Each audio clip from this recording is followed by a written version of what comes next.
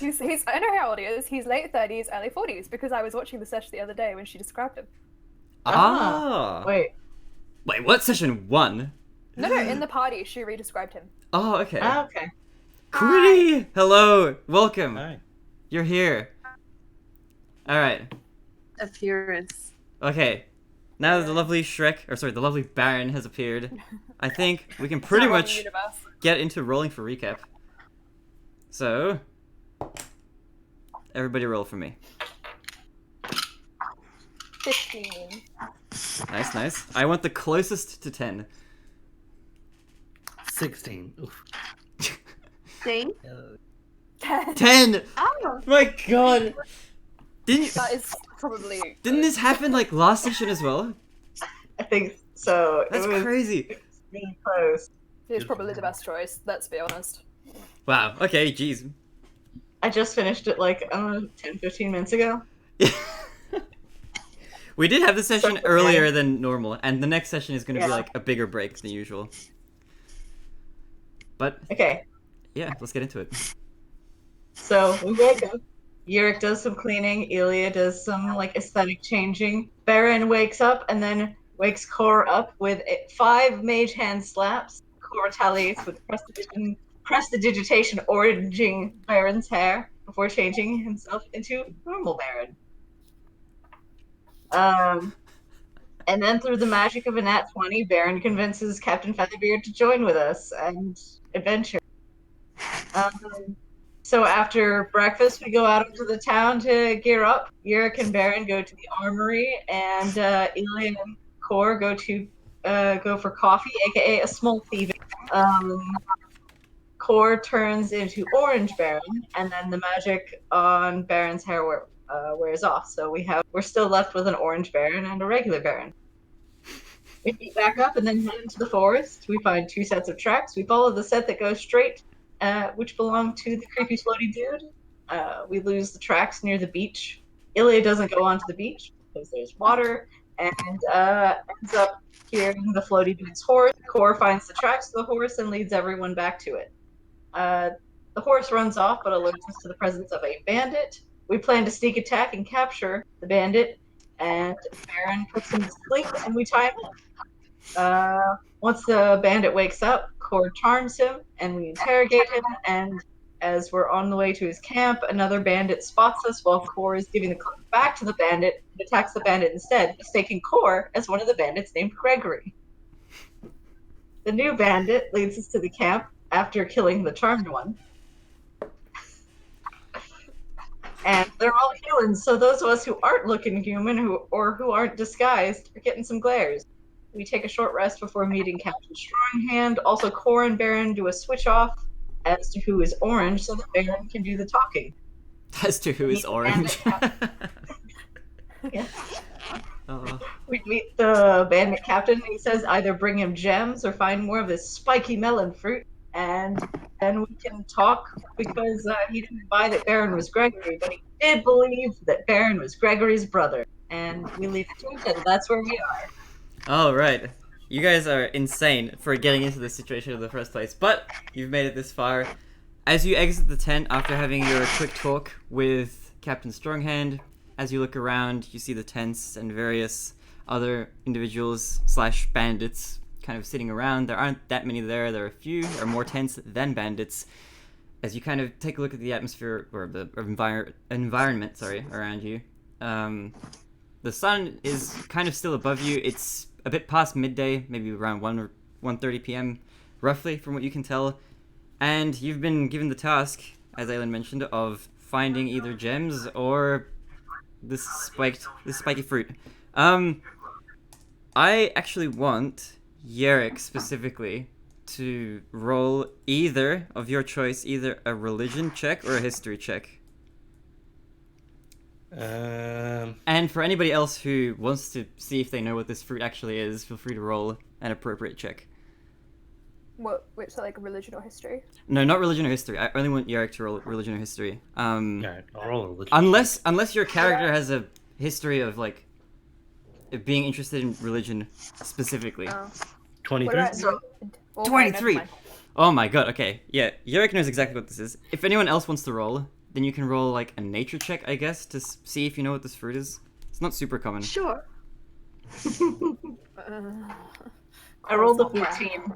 Any of these rolls are going to be -1, so. Okay, not too bad. I can try. Okay, hold on. I'm gonna say if you roll higher I than got 10, 14 as well. if you roll higher than So 10, you know. I got 17. I got 10. What happens then? Well, meets it beats it, so you know. So, okay, for all of you who roll, all of you recognize it. You know this is a spiked sour fruit. That's what it's generally referred to as. I don't know if any of you with those rolls, I don't think any of you have ever had it before, but it's kind of a rarer fruit. You really don't see it that often at all. But you do recognize it. Yerrick, you specifically, with your 23 religion check, you know exactly what this fruit is. You know that it's a spiked sour fruit, but you also know some interesting information about it, specifically because of your background being a warlock and all. Specifically that in religious dogma concerning, or surrounding, I guess, Orcus specifically, generally this fruit is regarded as a symbol representing great pain, or that sort of kind of negative feeling associated with pain, like turmoil and that sort of kind. Less so maybe the physical pain, but that's probably part of it as well. It has minimal presence in that sort of religious literature, but it is there as sort of a religious symbol. And that's it. That's just a fun fact that you now know completely because of your role. Aside from that, that's pretty much all there is. The bandits are still kind of eyeing you suspiciously. But not that suspiciously. They're still kind of being nice to you and just accepting your presence at the camp. You guys, okay, I also should probably mention this, since the way you ended up at this camp is really unorthodox. You didn't really navigate here. You just kind of ended up wandering around towards the north and kind of found yourselves here because of where the horse ended up going. So, yeah, that's where you find yourselves. So what would you guys like to do at this point in time? So we just talked to the captain guy. Yeah. So he's still in the tent. And we all left the tent? Oh. I'm presuming, unless somebody wants to stay behind. He didn't look very... Yeah, I'm presuming, unless somebody wants to stay behind in the tent. I'm gonna say that you guys all walked out. I don't want to die. Pretty much. Could I have done a perception check of the tent before leaving? Yeah, sure. He turned around as you guys left, so if you wanted to just quickly look around or something, or roll a check of some kind, I'll let that happen. So feel free to roll a perception. 11. 11. He's got some personal effects in that tent. It looks like it's probably his. He's got some other swords as well as the 3 that he's carrying. Aside from that, there isn't that much there. It's a lot bigger than all the other tents, all the other personal tents that the other bandits have. And he looks like a very strong individual. Aside from that, there isn't too much else that you notice. Okay. Cool. Alright. The other bandits that you guys have encountered up to this point are not there. It looks like from just... I can see this from general observations. You can see that the guards kind of take turns taking kind of watches / strolls around the general area where this camp is. It's kind of hidden within these trees, so it's hard to spot regardless, but they're still patrolling the area. So at this point, it's up to you what you guys want to do. You have many options, I guess. I'm not giving him gems, but we can find him the fruit. Just saying. Yeah, that's fair. I mean, Gems. If we find gems, they're mine. yeah, I had a feeling that if you guys ended up finding anything, that Cord would probably steal it or take it for himself. You guys have, I think, 1 ruby total, which is not very much, but it's something. Mine. It's not you guys. It's mine. It's in my inventory. Oh boy. So, do we want to talk to them, or do we just want to let him and the floaty guy kind of take each other out? Because it sounds like he's kind of mad at the floaty guy. But he knows where all the other gems are stored. Yeah, but if they take each other out, we just come back and get the gems once they're dead. But he knows where they are. What if he's buried them somewhere? We could Then get we a find them. map. That could take a very long time. Yeah, there's no real indication they'll go after each other anytime soon, right? Well, I mean, assuming that Elia was outside the tent Mhm. and could have heard the yelling, Elia would like to tell the group about the captain's yelling. If you want, if you, I'll let you roll an insight check if you Because want. Elia wasn't resting, which is why. Yeah. If anyone wants to retcon an insight check on the captain, I'll allow that. Specifically How good's regarding my insight? how. Oh, I have good insight. I get confused. Okay, 17. 17? Plus 4, 21. 21? Yeah, he looked really, really mad. 14. Slash sounded mad. Really mad. If anything's happening, these guys are on it. This seems like it's probably a top priority for them, from what you can tell. I think we should go gain the captain's trust and then we can stab him from behind. Okay. Sounds fair. And doing that, Well, we I could gain think- his trust. The ending is a bit. Just keep in mind that you guys are in the bandits' camp. Feel free to do whatever you like. Just saying. Just keep that in mind. I feel like, to be honest, I don't know if I personally stand a chance against any of these bandits. We have Captain Featherbeard as well. Blood. Oh yeah, he's there as well. Any blood on my face. Yeah, I think that sounds like a reckless idea. I like it, but I don't know if we can carry it out here specifically. Yes, so we need to take it down from the inside. Oh, Baron. Can we be moving outside of the camp as we're talking about all of this? Yeah, sure. Which way do you want to head? Really good idea. Look, Yeah, which way was the spiky's fruit? Let's go find fruit. Yeah. Well, Okay, so actually, you guys don't know anything about where the spiky fruit is. Not yet, at least. just outside the tents or the camp, waiting, trying to figure out where we're supposed to go. If you want, I'll let everybody roll a general perception check because you guys are in the forest at the moment. I'm not good at perception. Oh, good. I'm really bad at perception. I got a 4. 4? 21. 21? Okay. Core's looking at the ground. Oh, nice. Cool. Core and Yarek are both just like That's looking a around at Plus the two trees. modifier as well. Oh my god. Yeah, I got a 4 with a +2 modifier. I rolled a 19. 19. Okay. Ilya and Baron, you guys are much more perceptive at the moment by quite a long shot. As you sort of look around, from the perspective of the camp, it all looks very similar. There are trees sort of everywhere, although you do notice that in this kind of general zone where all the tents are, because there are less trees just in general where they set up camp, and you haven't completely left the area entirely. There are two things that you notice at this point in time.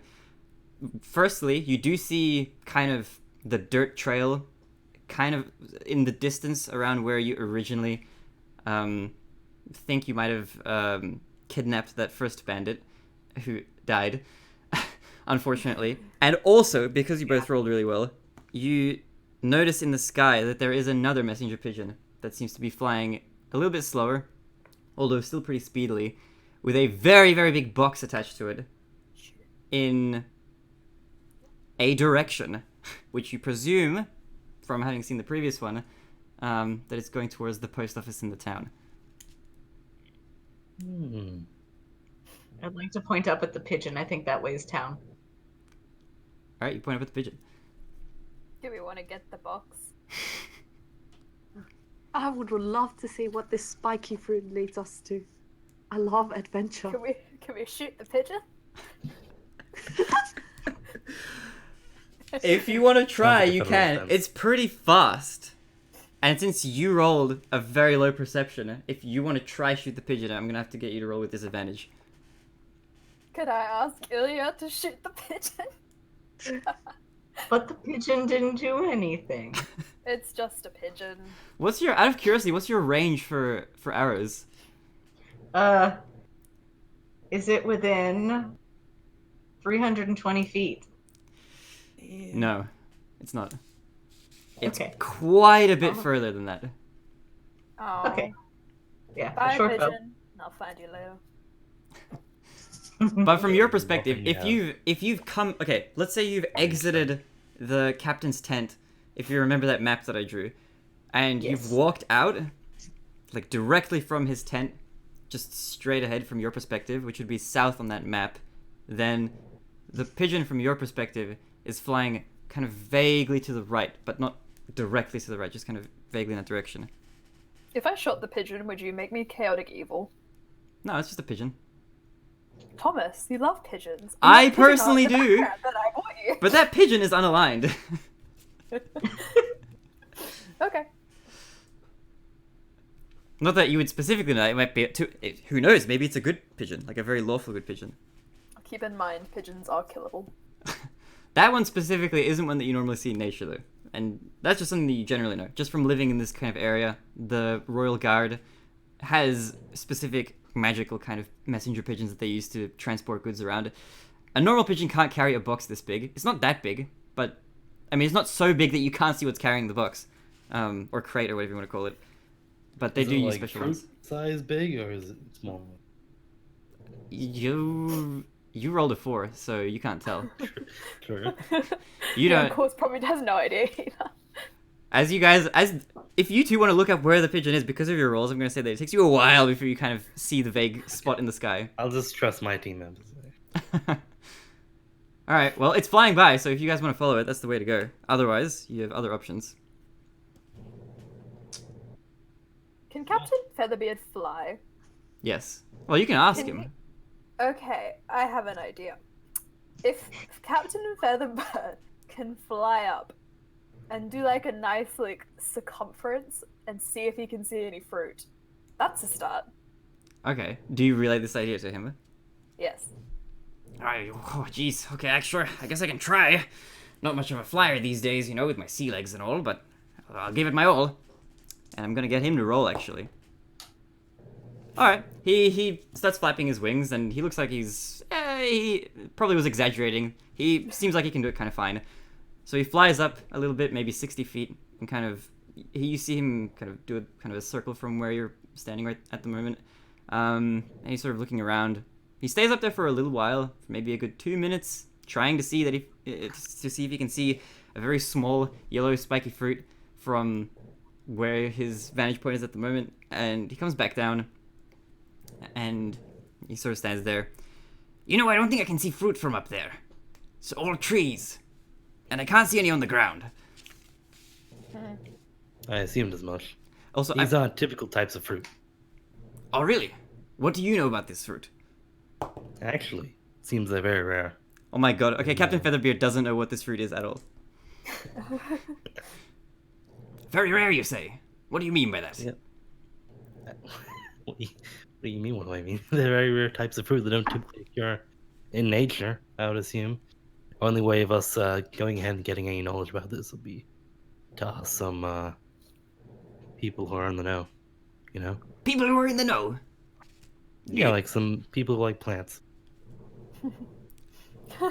Are you in the know? I am not. Oh, okay. Well, Maybe we could just ask the camp the further knowledge. the who? Any further knowledge on this Wait, who are we asking? You cut out when you mentioned the person. from the camp? The what of the camp? Odie from the camp. I think what Baron is saying is that we should go back to the camp and ask them for any further knowledge. Ah, yes. That might be a good idea. I was thinking about that, but I'm gonna stay outside here, I think, for the moment. Yeah, I think I'm with you on that one. Alright, we'll keep watch. Yeah. That's chicken! And Core's just like trying to push you guys. Now, to be You see, fair, you see the way these guys are looking at me? Hell no, I ain't going that back in there. No, we're gonna make friends. We're gonna make friends with everyone. I think I've Show tried them making our friends, but I progressive failed. ways. Progressive ways, my friend. And he keeps pushing you. Alright, at this point the pigeon has flown Okay. off, but you remember the direction. Or at least Ilya and Baron do. So, you guys are walking back into the camp? Alright, you walk back into the I camp. guess. And It's the same sort of assortment of bandits that were there when you left initially, who kind of give you a weird look as you come back after being gone for a few minutes. They're all staring at Captain Featherbeard, who has decided to come with you into the camp. And I guess they're kind of looking at your group. For the most part, in curiosity, I guess you can see from their stares. Where do you guys want to walk to? Straight back to the captain's tent. Yeah, wouldn't that make sense? Alright, you walk back up to the tent. Do you just enter? Can we knock? Alright, you knock on the fabric. It makes like a whooshing sound. Ha! Use a mage hand on the fabric to try to pry it open. You don't really need to pry it. You just it just opens. What do you Can I want? Shower use, response. Okay, as soon as you guys... Oh wait, sorry, Yarrick, what did you want to do? No, I was just gonna use I can't pronounce that. Vegetation. Yeah, that one. Can I use that to make a knocking sound? Will that work? I thought you stayed outside the camp with Ilya. Hold on a minute. No, I can... Yeah, she Yeah. Oh wait, you guys got So pushed, then- right? You guys are all there. All right, cool. Ilya's not going back in that captain's tent, though. That's fair. I want to have a standoff with Ilya and try to get Ilya to go in. Mm-mm. I'm like Ilya's not pushing. going back Like, in the tent. so, like, come on, Ilya. We're supposed already to in be the a camp, team. might as well make it all This is a trust building exercise. Just trying to push Ilya. oh my god. Yeah, Ilya is gone and just behind Core. Can I try pick Ilya up and carry Ilya in? Okay. Yeah, you can. Right. But be what is careful. that? These bandits are kind of, as they see you guys stammering outside the captain's tent. A couple of the bandits do get up and kind of start slowly walking towards you. Guys, can we make a scene, please? Yeah, Ilya, do you really want to do this? I'm carrying you in. Just come inside the tent, Liam, please. Okay, well, that was a 17 for my acrobatic. What do I Alright. have to roll? Strength. You can roll acrobatics as well. I'm Or gonna use- strength. No, strength. Oh, yeah, acrobatics is better. Hey, it's better than yours. It's a dirty 20. Sorry, that was. Congratulations.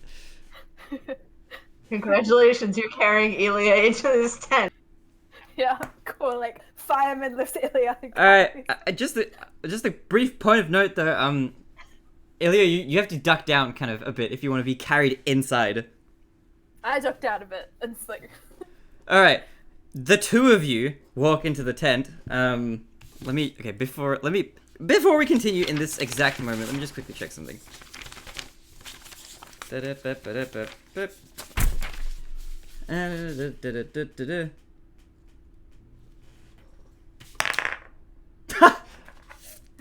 Oh, no. He's standing at the side. He doesn't notice you at all. Yeah. He's looking away. He's like kind of at his sort of makeshift desk that he's got there. It's like a little keg that he's sitting on, facing like a crate. So it's not really a desk. He's just kind of sitting there, and he looks like he's pondering something. So you guys, he doesn't know that you're inside the tent. All of us. Say again, Baron. Your microphone doesn't pick up the first 2 or 3 seconds whenever you say anything. It's so weird. Like all of us. Yeah, he doesn't notice anybody who wants to come in at the same time. Hey. He almost rolled a nat 1. But he doesn't know. Baron calls out to the captain. Captain! We're Henry's he, brother. he jumps up and turns around and draws his sword immediately. Oh, Just me. it's you lot again. What is it? I would love to prove my loyalty to you, to your cause, Good. by seeking out the spiked fruit. Right. Any information on this? Yes. Go get it. And then you will have Any proved other your loyalty. information? What other information are you asking about? Where we got it in the first place? Start. Yeah, that. We stole it off some goblins who were wandering around the area. We don't know where they got it from. If we knew that, we wouldn't be asking you now, would we? Yeah, good point. Linsby. Say again. Linsby. Where would they Where would the be? goblins be? Well, I don't Yeah. know. How should I know that? We've seen a couple wandering around these parts, but not very often. And they haven't had this fruit very much with them as well. This was a recent endeavor, it seems like. We don't usually get goblins around here. And in fact, until recently, we didn't even know that goblins occupied this island at any point. So if I were you, I'd go look for some goblins. Now, if there's nothing else you'd want to talk to me about, please leave me to my devices. DM wants us to go look for goblins. And he's doing all of this while kind of vaguely pointing his scimitar in your direction. Oh, okay. Okay. Not super aggressively, he's just kind of holding it. He initially drew it out of fear because he didn't notice you come in. But, I agree with the captain. Let's leave. Now. come back once you've found that. I'll be waiting. And he turns around and sits back down, and he kind of shoves his sword very aggressively back into his sheath. And you guys are back in the camp with some very weird, some very worried-looking bandits in the area. I put Ilya down. All right, Ilya is now And brush, on the ground. brush Ilya down. Like, that was fun. All right, so you now know that goblins brought the fruit, I guess, or that at least that they stole it off some goblins that were wandering in the area. So you've got a bit of new information. Aside from that, the captain seems reluctant to say much else at the moment. Oh, I don't know if I can do this, Thomas. Could I retcon an insight check to see if he was telling the truth? Like, if he was being, like, entirely Yeah, sure. forthcoming? That's a good idea. Oh, wait, it's a 9 plus, which is a 13.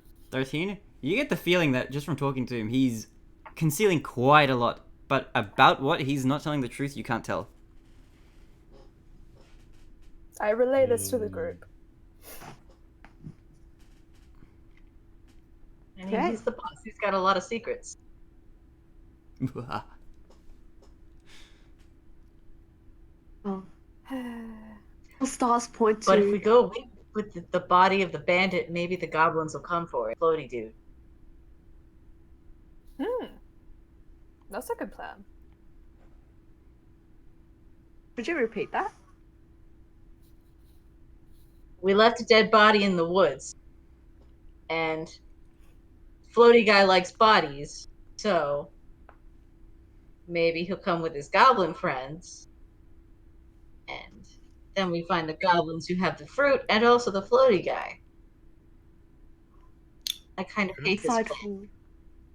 I like this plan. Let's go.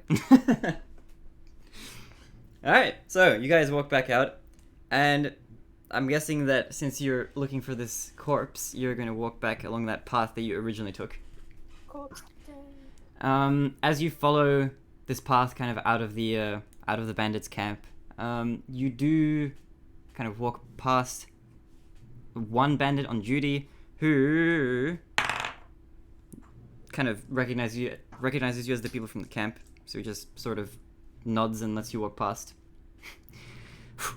And as you guys walk back, you do sort of start recognizing the general scenery of where you are, as kind of the place where you initially ran into the dude who ended up getting killed. As you walk to that point, since this only happened, this happened like all kind of recently because it's still the same day, so you do notice that there's blood on the ground. However, the body is no longer there. Mm. Are there any tracks near the body? Roll a survival check for me, please. I'm not good at survival either. Can we all roll survival, or? Yeah, sure, if you'd like. Anyone can roll That's a survival. 21. Can we see 21. marks on the ground or anything that might? If you want to check for marks, roll a survival. Okay, Or so- perception, depending on what you're looking for specifically. Or an investigation. It just depends on like what specifically you want to look for. If you want to look for Wait. tracks, that's a survival check. I'm Yeah. really good at investigation. What can I investigate?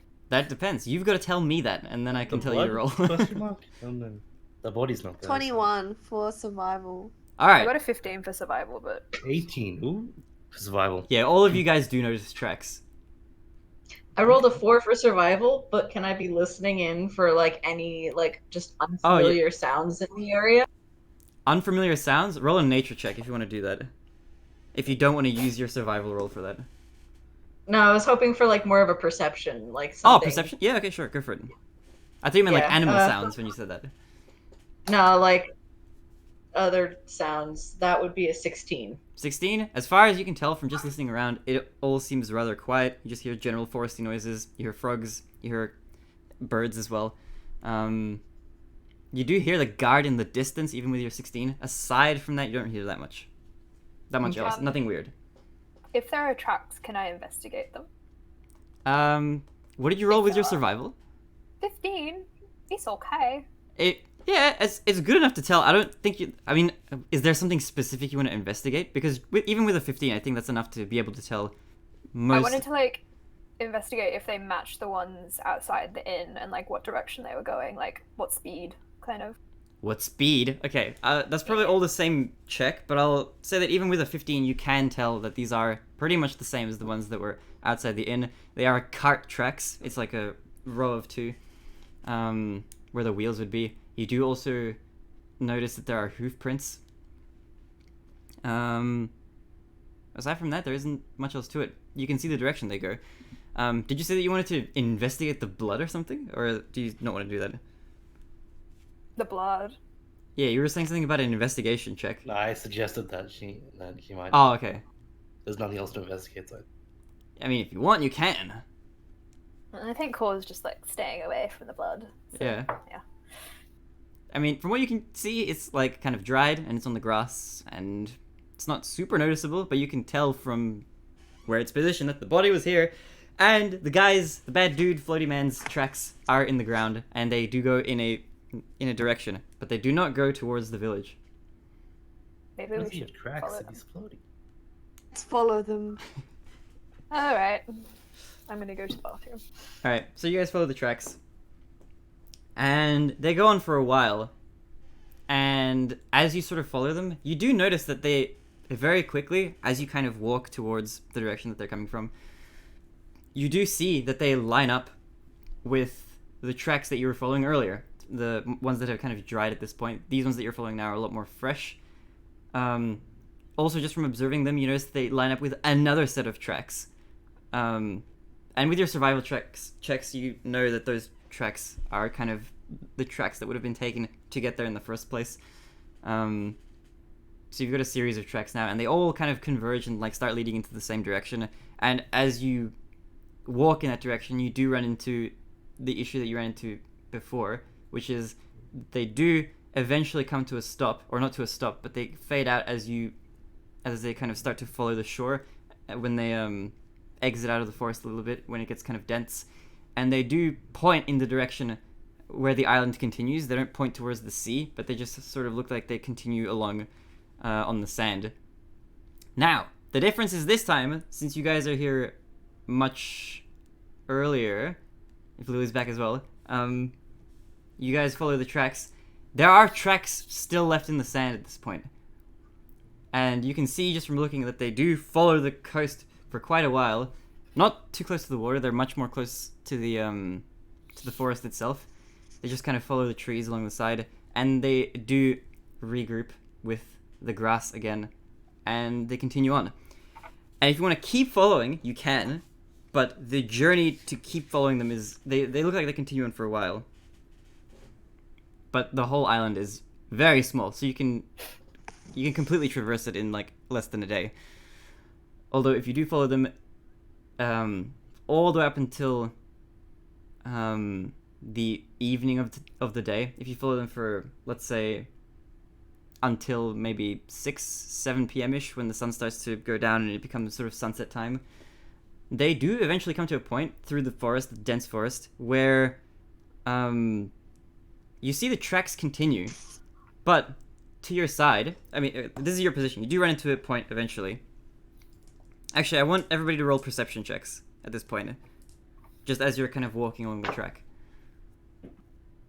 11. 9. 3. 16 again. 16? Alright, Ilya, you're the only one who notices this, just walking around. And I guess this kind of makes sense if you've got like a bit of night vision as well. Yeah. As you guys are walking, you're following the tracks, and they still continue for a while. You're following them through the forest. And the trees are kind of getting less and less dense, so slightly more sparse and spaced out. As you're kind of looking around, as you're following, the tracks continue in front of you, but far to your side, you see what looks like a wooden cart in the distance, flipped over, way to the side. Oops. I would like to point out the cart. Alright. That doesn't Follow look it. right. You It's go very suspicious. first. It's flipped over from what you can see. But it is from if everyone looks, I'm gonna say that you can tell that it's the same cart that the bad dude used when he initially came to the village. We're still in the forest, right? Yeah. The trees are getting a bit more Like, spaced out, but it's still stealth foresty. Around the area? You can roll stealth if you like. Can I I would transform love into to roll stealth. Yorick again? Feel free. Wait, He's so got darker skin and he's slow, so fate like melts better into the night. wait, you want to transform into Yorick? Yeah. Alright, you transform into Yorick. There's 2 Yoricks now. Alright, we I got do have dark vision as well. I've never Oh, I done. got a 20 for stealth. yeah, your dark vision would help as well. It's not really dark yet, it's still like kind of early sunset. But it will shortly. Sorry, what did you roll? 13. And core as well. 20. What was I And- asking you to roll for again? Stealth. Stealth. Stealth. Okay, just double checking. So if you So for stealth, I had a 19 Oh, plus 7. you are invisible. Lamau, I'm not invisible. What did you roll, Oh. Baron? 8? Alright, Baron is kind of flashy with his armor and stuff. Or his outfit that he's wearing currently. Ilya, French you've artist. disappeared. People don't know where you've gone. The group seems to have lost you. You've gone invisible. As It's just up a tree. you guys are all very stealthed. God dang it. So you guys walk up, and if you want to investigate the cart, you can. Did we do a perception check already? Yes. I mean, you can do it. Well, are you looking for something specific? As far as like everything else is concerned, you wouldn't have seen much else. Okay. But you can perception check the cart, I guess, if you want to. I don't know if like walking up to the cart and then like looking around would want another perception check. Probably not, right? No, I'm gonna say that if you're just looking around, there isn't much else you can see. You still see where the tracks were, where you came from, and just looking around in general. Yeah, okay, looking around in general, you can see that in the direction that you were walking, like, initially, the trees kind of spread out quite a lot, and you can see into a sort of field in the far distance. And in the direction that you came from, the trees get a lot more dense, which is kind of the reason why the tracks led through the sand and back onto the grass. And obviously the reason you couldn't see the tracks before was just because the sand would have moved over them with the wind and stuff. These ones were a lot more fresh, so you guys actually managed to catch them. As far as the cart is concerned, you can investigate it if you like. Aaron also goes up to investigate. Yep, anybody who wants to investigate, feel free. Approach with caution. Behind Baron. Got a 2. 2? It looks like a cart. It's made of wood. Alright, if nothing I- happens to go. I kind of checked the cart or something. Yeah, sure. It's a 14. Mine was also a 14 because of negative investigation. 19. Okay, so you guys are investigating. So from looking at the cart, it looks damaged. But it's damaged in. Wait, second. What kind of roll did you get? Me? The other two. Wait, whoever rolled investigation, tell me their rolls again. 14. Did Also anyone? 14. Okay. I have a Yarrick, did plus you 5, also so roll? it's I rolled What? an Arcana. Okay. I'll get back to you in a second. Okay, it just looks damaged. You can't tell exactly what damaged it, but this is, from what you can tell, the same cart. It is covered in blood, but the blood looks very, very old. It just looks like it's stained the wood, and the cart is upside down.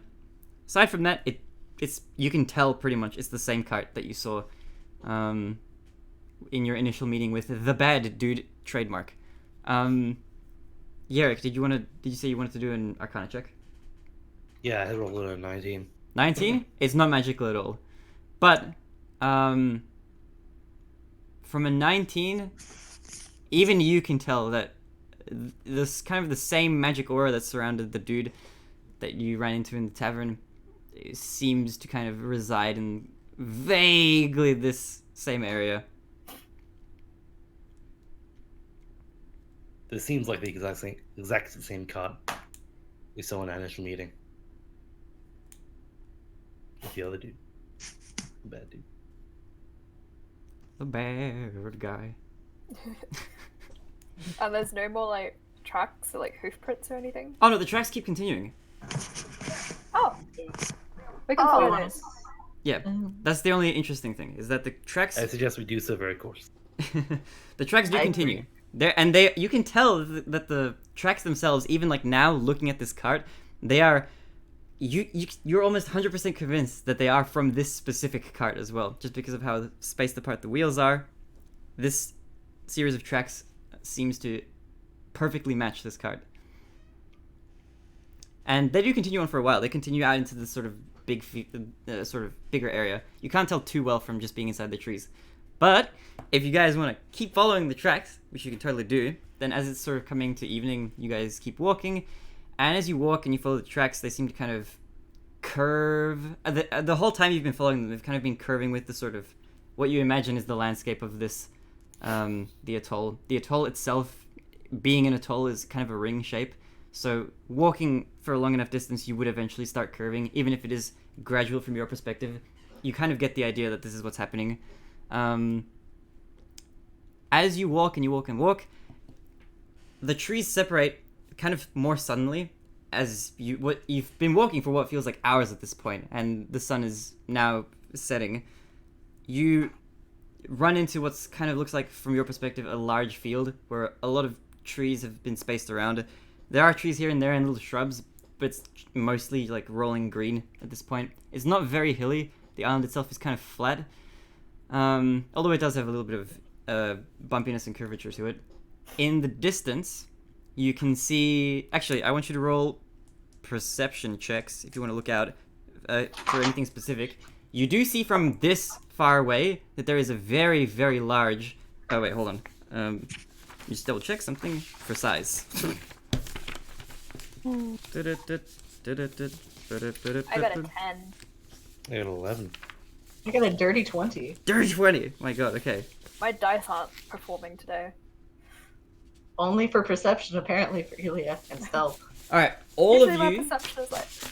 All of you do see in the distance, pretty far in the distance, a very large, what looks like boulder, which doesn't really seem to match anything else. There haven't been any other like large rocks or anything, but there's a very large rock in the distance. Ilya, with your 20, you can also see from this distance that very near the boulder are two kind of... With your dirty 20, you can tell that they're corpses. And they look pretty goblin-shaped. Yes. I'm walking beside Yarrick, just matching him. Oh, actually, Isn't that if you've gotten a 20, you do also see that there are splashes of blood on the boulder itself, which the others might not be able to see from this distance as well.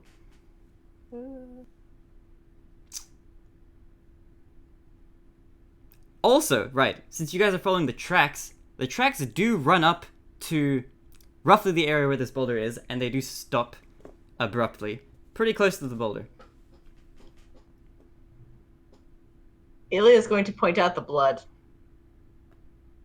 Alright, you point it out, and if you point it out, then I'm gonna say everybody can see it. It's kind of like a small splashes, I guess, would be the best way to put it. As if... It'd be like if you... Well, I don't know how to describe it. They're not like pools of blood or anything on the... It's not like you would bleed out onto the boulder and it would cause this sort of thing. It's more like if you hit something against the boulder, it would cause this kind of splash that you see. And the corpses themselves do have blood around them.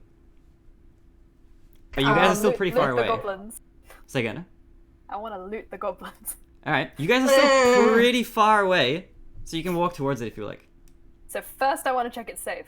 and then I want to make it known that I want to loot the goblin. All right. How do you want to make sure it's safe? Okay. And as I get closer, can I make like a couple of perception checks and an arcana check? I don't know. Yeah, sure. Okay. Well, how? You guys are maybe 200 feet away. I take Baron with Yeah. me. All right. As you start walking closer and closer, 200 feet becomes 180, 160. Sort of fall behind them, actually. You do feel a rumbling in the ground as you get closer and closer. Oh boy. I go slower. You go slower. The rumbling gets louder. What did you roll? Sorry. Oh, I haven't done mine. What did you roll? For stealth, 16. A 20, did you say? 1 for stealth. 1 for stealth? You're not stealthy. Yes. Then I rolled a perception, so I don't know if I saw anything. 12 for perception? If you're looking straight ahead, did anyone else roll a perception, or is it just you? I got a 16 for perception. Alright. Yeah, I'm gonna say you both see that rock in front of you is moving. Oh, okay. I go back to a Yerrick because that seems safer. Is there anything? Is there any like surroundings we can like hide into? There are some trees, but there are very few in this area. Okay, Elia wants to go up the tree. God damn. Alright, you go up the tree. And you're still pretty far away. If you're still looking in this direction, you do notice at this point that boulder, it looks like it's very slowly rising out of the ground. I just rolled for perception and that's a 21. 21? Okay. This is not a natural boulder. Boulders like this don't occur in nature. Specifically, this looks like it might be something that might be out to get you. And Oh. as you sort of roll to notice this, I'm gonna say that not everybody completely fully understands what's happening until the boulder itself, after having risen out of the ground, takes on a slightly more humanoid shape. With sort of a massive stone kind of center and some smaller fragments of stone kind of come out of its sides. Jade! Oh, this is a lot bigger than Jade. This is pretty big. And it sort of forms legs and kind of stands up with the dirt falling off of this big being. And you kind of see cavities where you imagine eyes would sort of be. It looks like a giant sort of rock monstrosity kind of thing. Not monstrosity in the D&D sense. There might be specific associated with that, but I'm just using it in the narrative sense. This big stone being rises up out of the ground and looks around. And although it can't see Ilya at this point, the rest of you, just being on the ground, it can kind of see in your general direction, and see where you are after looking around for a little bit. And after it notices you, it very slowly starts walking towards you. Okay, I think I have something I can do. 1 sec. Oh my god.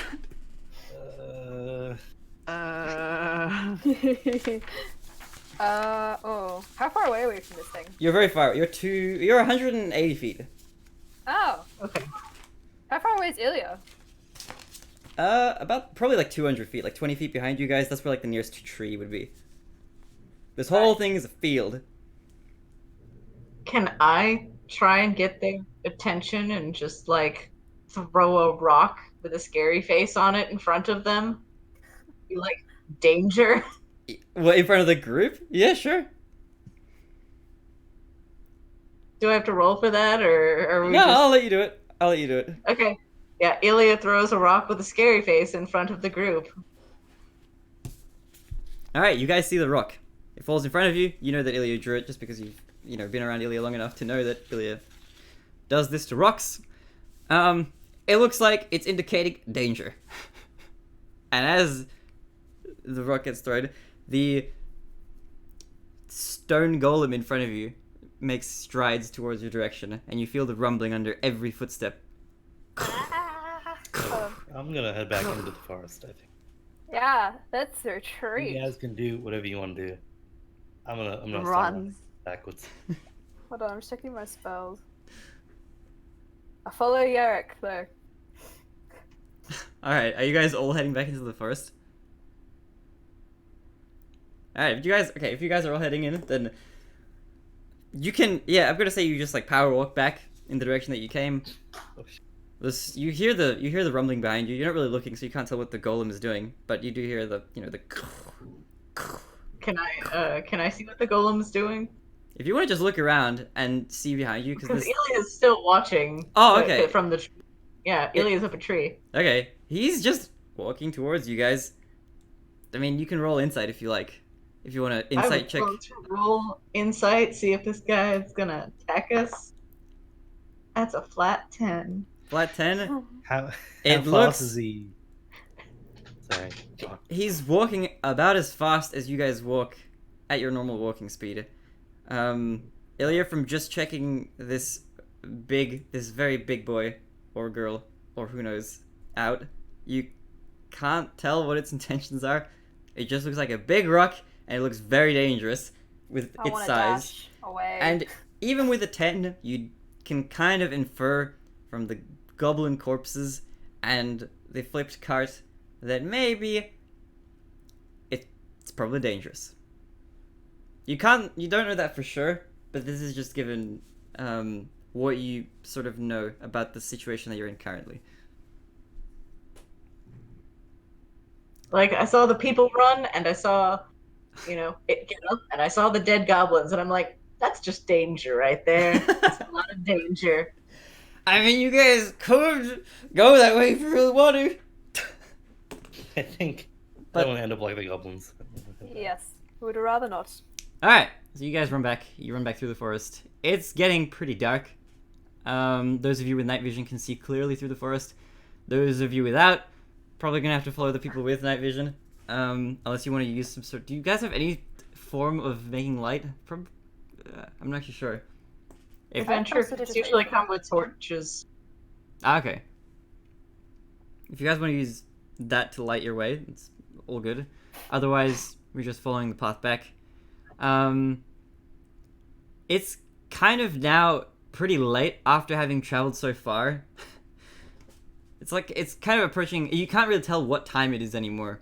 But if you guys are just walking and following the tracks back, then it'll take another few hours to arrive back to roughly where you were before you left, kind of from the area of the goblin camp. We could just hide up a tree and wait for the golem to leave. If you want to do that, I'll allow you to do it. But I do want everyone except Ilya to roll stealth for that. Hey! That is a 17. 17? Alright, all good. Okay, now it's not nine. too bad. 15? Oh, yep, that's all good. Yerrick, what about you? 9. 9? Everybody's all good. He still sees Yerrick, though. Can I attempt to help Yarrick? How do you want to help him? Am I up in the tree? You're trying to get up it, yeah.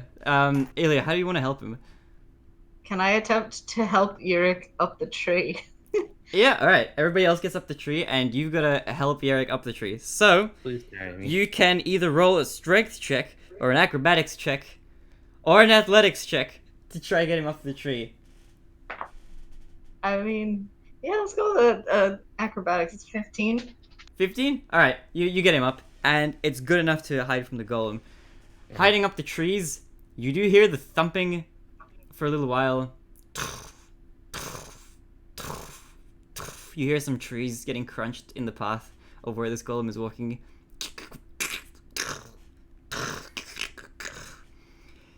It kind of sounds like it's vaguely coming in your direction. You can't really tell too much from just the sounds. Just from staying in the same place, if you guys are staying in the trees for a while, at this point I'm going to say that you've walked for maybe another few hours before you've gotten to this point, and the golem's kind of wandered along with you. So it is kind of pretty late in the night at this point. But you do notice, after a while of sitting in the trees, kind of just waiting to see what might happen with this golem, you do notice that the thumps become a lot less frequent, and they don't seem to be getting any louder. as you can hear them in the distance. So you hear a few thumps. And then nothing for a little bit. And then another few stomps. And after a few minutes of this, you start hearing them again a lot more frequently. And as you sort of sit up in the trees, they do start to get quieter and quieter and quieter. And you can hear them all the way as he's walking back. You still hear the thumps in the night for quite a while, getting quieter ever so as it seems to be walking away. Now, since it did walk with you for a few hours, those thumps are going to continue for a while. But this is where you guys are now. So you guys are in the tree. You seem to have probably evaded this big stone thing. And it seems to be walking away. So you can probably presume that the coast is clear for the time being. If you'd like, I'll also allow you to take a long rest here if you choose to do that, considering the time of day it is. But I would advise taking watches if that's something you want to do. Otherwise, you can continue on walking for another few hours. Although, yeah, if you want to keep walking, I'll let you do that as well. It just depends on what you guys want to do. Shall we rest up in the trees? Safer than on the ground. That's probably a good idea. All right. So, are you guys all gonna take a rest, or do you want to? I'll keep watch. All right. If I'll you... also take a watch, but I'll go third. All right. I'm gonna say that if you guys sleep for the 8 hours until morning, then that's maybe 3 watches. So Baron, you can sleep through the whole night if you like. If everybody else wants to take, Beauty sleep. if you want to take I beauty don't need sleep. it. Okay. So everyone goes to sleep. Yerrick, you stay awake to start your watch first. I'm guessing that you guys are just watching from up in the trees and not walking on the ground. Let's see. Let me do something very quickly. Alright, Yerrick, I want you to roll for me a d12.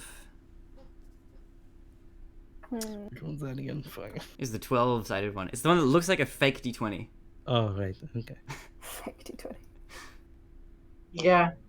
I got a 5. Alright, so as you sort of sit up in the tree, you keep watch for a couple hours as you're up there. For the whole time you're there, you can hear in the distance the thumps as you presume the golem is kind of walking back to where it came from. The in the distance. Aside from that, you kind of look around, you look up into the sky, you can see very clearly the stars from here. It's a very clear sky, which is kind of not something that you're used to seeing, having been from a much more populated area in your past. This sort of sight is something more akin to something you'd see like on a mountain hiking trip or something like that. It's really clear, no light pollution or anything. Looking around at the ground, around in the trees, you don't hear much. The birds that you once heard when daytime was still here have ceased. It's all very quiet. And for the most part, nothing eventful happens. So, unless there's anything you want to do, then your watch will come to an end. And the next person in the order, I think, is Ilya. Yep. On the D20, that on the D12, that's an 8. Okay. Yep, okay. So, you are woken up by Yerrick, I guess, and you start taking your watch, and you sit up in the trees, and for the most part, again, you take note of the sky. You can hear the very faint now steps in the distance. The still continues for a while longer. It's kind of, you think to yourself, it's kind of interesting that you can hear it from all this way. But the golem itself isn't a very fast walker. Even for such a big being, at least. As you keep an eye out and you look around, you do see something. With your night vision, I'm gonna say that you can see clearly. You do see the red horse kind of trotting by, the one that you noticed before when you were walking originally and you came to the goblin camp. You do recognize that it's the same horse. You can tell from its, even in the shade, it's like sort of vaguely red coloring. It still comes through even in the night, and its little splotch on its face. And it seems to just kind of be walking just aimlessly around. It's kind of interesting that it's awake at this time, but you figure that it might be just from being in the tree and from listening to the surroundings yourself. You can kind of figure that it's probably because of the thumping in the distance that it's awake at all. Aside from that, you don't see anything. Nothing else of interest aside from the horse walking by. Okay. So, if there's nothing else you want to do, I mean, Ilya probably might actually pull out Simon, the little field mouse that lives in their cloak. oh my god! It's Simon. Alright, you pull out Simon. Just kind And of stare at it a minute, kind of pet his head. he looks back at you, kind of with a... roll an insight check, actually, as you look at Simon. Just a 13. 13? You can't really read his expression. I mean, he is a mouse after all. Yep. But it seems warm. He seems to be a little bit tired. He looks like he's gotten a little bit of sleep, but not quite enough. And he just sort of stares back at you and looks around a little bit as well, sniffling his nose as his whiskers twitch. And aside from all of that, if there's nothing else, you don't run into anything else, nothing else kind of comes by, the night is mostly silent, you can kind of hear the horse tiptoeing around. Tiptoeing, it doesn't really have toes. Clip-clopping around. For the most part, it seems to kind of be in your general area for some reason. It doesn't really wander off too far. It doesn't look like it's going anywhere. As your watch comes to an end, you, I'm presuming, go to inform Core however you decide to. Are you guys like all up the same tree, or are you guys in different trees? Core took some space. He got rudely awoken last time. Yeah. I assume that Ilya and Yurik are up the same tree just because, Ilya helped Yurik up Yeah. the tree. And I can't, so I can navigate trees as easily. Yeah, so Ilya will jump over to Core's tree and just very delicately just kind of tap. Alright. You tap, Core wakes up, and if there's something you guys want to discuss, then your shift begins. Sweet. Ilya would probably just kind of point at the horse and then go back to the tree. Okay. Yep. I'm gonna say at this point that the horse would have already passed, so it's not in the area anymore. Okay, then never mind. But you can kind of point and say like, "Oh, hey, there was a horse here. Wait, isn't that weird? Wow, amazing." Yeah, Ilya isn't actually going to say anything. Oh, okay. Just kind of, yeah. Yeah. Okay. In that case, you go to sleep Wake and Core up and then run off. Core, I want you to roll. As you sort of begin your watch, you see the sky and the trees, and you take in the kind of scenery that you see, and you sigh to yourself, thinking about how few gems you've come across in your journey so far. Do I see the moon? As you look into the night sky, you do see the moon. It's kind of a crescent at this point, and it's pretty low to the ground, but you do see it. Okay, Core stares at the moon like his true love, and he just looks so happy. You do know that, okay, something interesting that would be maybe interesting to you as a player, not so much as a character, because this would be kind of normal to Core if he's literally ever looked up at the moon before, is that the moon itself is not round. When you kind of look at it, it looks a lot more polygonal and geometric. Okay. Not quite like a hexagon. It's kind of hard to describe. In the same way, when you look at let's say you look at a D12, for example, and you kind of look at the outline of the dice, it's kind of misshapen and strange, and it's got those straight edges. In that same way, that's what the moon looks like. Okay.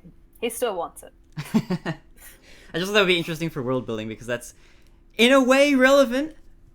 Okay. But, yeah, the moon has always looked that shape. And it is still crescent-ish, as much as a moon like that can be. Alright, roll for me a D12, please. Oh dear. 6. 6? Alright, as you sort of look around and you take in your surroundings for a while, you can still hear, for a little while, at the beginning of your shift, at your night shift, you do hear in the very far distance the thumping grow gradually fainter. Going slow. It takes him about as long as it took you guys to walk here. To walk all the way back. He walks about, from what you can tell from him following you, because the footsteps were all kind of the same loudness, the same volume as he was following you. You get the impression that he probably only walks about as fast as you guys do. You do hear, still in the distance, the footsteps come to a stop. They don't fade out entirely, but you do hear them kind of come to an end. So they stop for a little bit, and after a little while you hear another a slightly different sort of sound. But again, it's in the very far distance. And after Okay. Can I make an inference and you can tell me if I'm enough? Has the golem like settled down into its boulder again? Would I have to make an intelligence check? that, I'm gonna say that you can just make that assumption as a character. That's probably fine. Okay. I'm obviously not gonna tell you whether or not that's 100% accurate, but that's probably what it sounds like. Just from listening to it, you can... If you want, you can roll an insight check. Would it be intelligence? No. Insight? I can't see it. Well, it's kind of... insight is not perception. Insight is more in terms of, like... I'm not complaining. my Well, insight's I mean, good. okay, if you want, you can roll an intelligence. I'll let either one go. I think either one is fine. I don't know why I'm bitching. My insight's better. Oh, okay. That's a 21. 21? Yeah, it sounds like it kind of just laid down. You'd imagine it would make that sound. Cool. Yeah, I'll say that's... You can tell it's 100% what it did. I would say that if you rolled really lowly, I might give you some alternative ideas, but... It fell over. It sounds like it just kind of hit the ground in a way that would seem like it got like it sat down. From your specific high roll, I'm also going to say that you know probably the one thing that you would look out for if it was shot or taken down in some case, you would expect its footsteps to probably be cut off a lot sooner, whereas in this case it was more a case of it stopped for a little while and then you heard the thump. So that specific indication is what you're drawing that conclusion from. Not to say that it's correct or anything like that, but that seems to make sense to you in the time. As you sit there, nothing really happens. You don't see anything. You don't see the horse walk by or anything like that. And for the most part, the night is uneventful. And I want everybody to take a long rest, if you haven't already at this point, as Cora's watch comes to an end and the sun starts to rise. And Cora, since you're already up, you do hear the birds chirping. And everybody else is getting some good quality rest now, especially because the stone footsteps have stopped. Can I wake Baron up by casting Minor Illusion and screaming in his ear? Sure. Baron, are you in the same tree or are you in a different tree? Different tree. Alright, you're gonna have to jump over, Cora. Wait, how many trees over are you? Because Cora is apparently very far away. I have a bit of a range. No, not very far away. Oh, Just okay. Enough space to do like that. Fair enough. Wait, what did you want to... Did you say you wanted to cast something? Yeah, but it's like a 30-foot range, so I think if I get on a bough, I can... Oh, you're all within about 30 feet of each other, I'm gonna say. Yeah. I scream in Baron's ear. Is this loud enough to wake everybody else up? Probably. Oh my god. Alright, what do you want to scream? It just screams. Like the most blood-curdling scream. Alright. I want to hear an impression of your scream that wakes everybody up. Nah, dude. Just imagine like that stock scream that they play in movies. What's it called? The Wilhelm Oh, scream? Yeah, it's a Wilhelm scream. How does that It's scream? a Wilhelm scream. Yeah, that one. Did somebody fall off? Alright, as you guys hear this, I'm gonna say you probably all wake up because this is loud enough to probably do that to all of you. Even as you wake up, you can probably tell Cora did this. Cora's very happy with himself. And you guys are up, and it's early. You can see the track still in the ground from when you were walking. You haven't quite made it all the way back to where the bandits' camp was, but you presume from the amount of walking that you did that you can't be far. You've already passed the point where they've gone through the sand and everything. How are you guys doing? Can I see from the golem from here, or? From here in the tree? No. Even with a perception check, you wouldn't be able to see it over the canopy. Oh.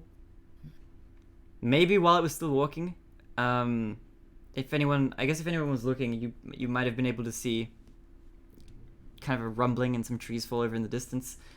The golem itself it's not extremely tall. It is very, very wide. And it doesn't completely come up past all of the trees. The trees themselves aren't very tall, but they are quite a bit taller than you guys are on the ground, and only very slightly taller than the golem itself. So, it's morning, and you guys find yourselves here after having long rested. And I also should probably preface this by saying that if you guys level in this session, which is not necessarily to say that you will, although it is a possibility at this point, then I will probably have to get Emma to level in some other way. So Jade's solo adventure. I'm just saying that now in the recording so that if I watch this back, I'll remember to remind myself and be like, oh shoot, I need to tell Emma. Also, since we're not really halfway through yet, we're just a bit over a third of the way through. If you want to take a quick break to go to the loo or to get a tea refill or anything, then feel free to do that now. Otherwise, if nobody wants to, we can just continue. I'll go ahead and take a break. Alright, we'll be back in a couple minutes. I'll go grab a tea as well. We'll be right back. Viewers on Twitch, stay tuned. What's your BRB scene, Thomas? I need to make... I really want to make scenes for the thing. I've come up with a way that I think I can make the overlays work and stuff, so I'm going to try that, I think. Oh, okay. Maybe tomorrow or something. Yeah, it should be good. Alright, hold on. I'm going to fill up my tea as well. Burps. Same here.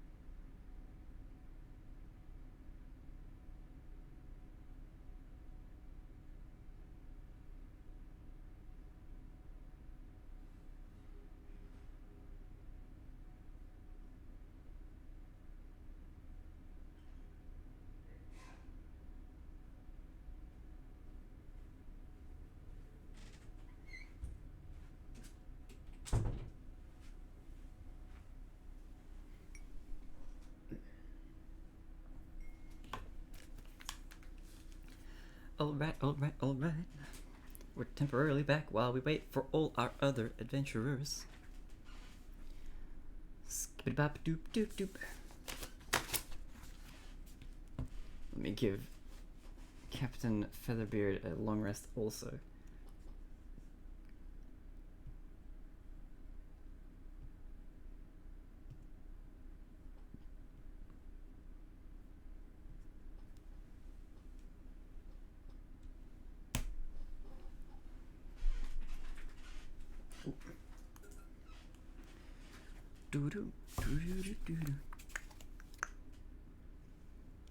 Hey, welcome back. Hello. Hello. Hey, welcome back, everybody. Except for Yarrick, yet. How are you guys doing? Yeet. Dude, there are so many close calls. We're trying to run away very fast. I can tell you, I will reveal one thing because this is kind of fun, I think. This kind of mechanic I've come up with for rolling during the night. For the D12, basically what I'm doing at the moment, because this won't really affect anything. It's not like metagaming or anything like that. What I'm basically doing is I'm rolling two numbers, and one number is for like bad encounter, and the other number is like a random kind of. It could be bad, it could be neutral, it could be weird encounter. So it's Like the horse. The horse was an encounter. I rolled like a 12 and an 8. I think you got the 8. So I did get the 8. So you got the lower number, so you got the mystery one. But I have like the encounters themselves I have already written out, so in case you guys ever do roll into the bad one, then that's bad, but the neutral one could also be bad depending on the circumstances. So there's never good encounters. Oh no, it could be. You never know. I like horses. I'd consider seeing a horse in the wild pretty good, alright? I love The horse horses. was pretty mean last time we ran into it. Tried to give it grass and it ran away. Yeah, the horse was sus. It's a fairly neutral. I mean, just gonna say, if that was Brian, he would have cried. Oh. Brian. Poor Brian. Yeah, Brian would have been so offended with his +8 animal handling. What did I do wrong? Also, when you guys were like discussing possibly killing the messenger pigeon, I was like, okay, oh boy. Anyway, you find yourselves now again in nature, in the wild, sort of. You see the forest, in the trees. From what you can observe just from looking around, now that you're all awake and have taken a long rest. I also had to give Captain Featherbeard a long rest because I keep forgetting he's with you guys. He can fly. Also You just- can use this. Yeah, he can fly. Just to put it out there, Elia's no longer wearing the human makeup or the mask. And as per usual, the hair has changed. It Ooh. is now just a little braid. Oh, cute. Something practical. That's fair. I like that. I like the hair dynamicism. I don't think that's a word. I just liked the way it sounded in my head. Anyway, Oh, I want to ask, how like aesthetically pleasing is Ilya? Is Ilya really pretty to look at? that's a Yeah. very subjective question. Yeah, that's very... Okay. I think Core probably is like noticing this, and when he sees Ilya like dulling up for the day, he's gonna change as well because he feels a little bit threatened. Just, and he's gonna go. I'm gonna find something. One sec. It's like Totally Ilya. oblivious to this. Ilya thinks that Ilya is cute, so That's important. Here we Core go. also agrees. Self-love is What the happened most to my important pictures? kind. You guys keep going. I'm gonna find the picture. It's gonna Alright, be you look closer at the to his picture. natural appearance. Captain Oh. Featherbeard wakes up as well. You guys are looking around, and from your vantage point, for the most part, all you can really see, unless you want to roll some sort of specific checks, you just see the trees kind of spreading out in all directions. You can't really tell from being up in the trees where the camp is. You can, from your point of view, see the tracks. So you are still at a point where in the previous day you were following them. If you can make it back to the camp, you know that you'll be able to tell roughly which way is probably the way back to the town, based on the pigeon encounter, which I think only Baron and Ilya saw. Mhm. So it's up to you guys. Aside from that, there isn't much else that you can see. The horse itself doesn't appear to be anywhere very close by. And that's about it. So what would you guys like to do now that you're out here in the wild? Hmm. So you're all up in the trees, I'm guessing, at the time being. Well, we can't go that way, so what's next? What There if we we go. plot? Say again. Oh, Ilya just said that's a heck of a guard dog. Floaty guy's got. But why would the guard dog kill such beautiful goblins? Didn't need him Very anymore. mystery, yeah. Didn't need them. I need to take revenge for my goblin kin. We're going back to the goblin, golem. No, we're not. Not doing that. You guys You can can go, totally go that's back. fine. If you want to walk all the way back, it will take about another half day, and walking back again will result in it being in kind of evening time, if that's how much time you want to take. I have to, wait, hold on, I have to keep note of how many days have passed, actually. I propose we go back to town, I think. Oh Then no! we're back where we started. Yeah, well, gotta retrace our steps. And we can research where to find that fruit that doesn't involve us getting killed by big stone guard dogs. Thomas, Yes. can I make? I don't know what check this would be. I don't know if it's like intelligence or something. Just tell me what you want to do. Roughly how far the golem went and what direction. I kind of heard it say. Like if I could tell it went all the way back stopping, or it went somewhere random and stopped. Yeah, you don't have to roll Fun. anything for that. Wait, actually, you were asleep for part of it, weren't you? Yeah. But I Like, could if hear you- the end of it. So... Yeah, true. Yeah, okay, if you woke up and you heard it still walking, if you make the assumption that it kept walking in the direction that it came from, then that seems about roughly how long it would have taken for it to walk back to that field. You can't tell So we exactly. think it's gone to the field. Say again. We think it's gone to the field. Well, I mean, if you want to draw that assumption yourself, you can make that assumption. If it was to walk back to that field where it came from, where you initially kind of found it, that's about how long you'd presume it would take for it to walk back. That being the case, also, you can kind of tell that that Frahela Atoll as an island, from what you've kind of been able to gauge, it is kind of thin, in terms of like from getting from shore to shore. You guys haven't really walked into the inner part of it yet, but the captain would have described it at least. So that you know that the atoll itself is in a ring shape, so there isn't a whole lot of deviation there in terms of land. There is a little bit, but that's about what you know, I think. Unless you want to specifically ask the captain about like the land mass shape or something. Could go around the golem.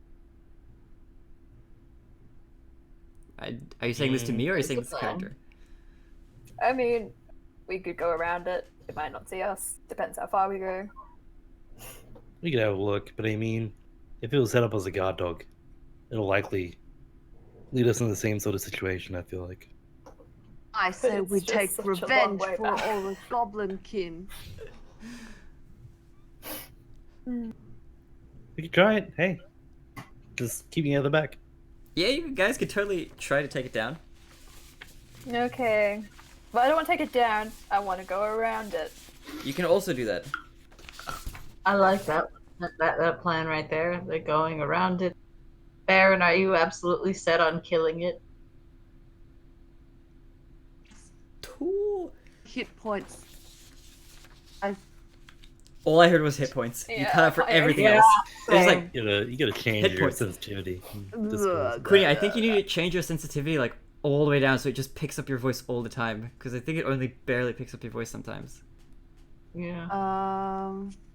If you go to like the cogwheel and like user settings and then voice and video, and then there should be Oh. like a little green and yellow bar. You just turn it all the way down. Put it here. Try saying something again. Yes. You're still cutting out a bit. Try put it like all the way down.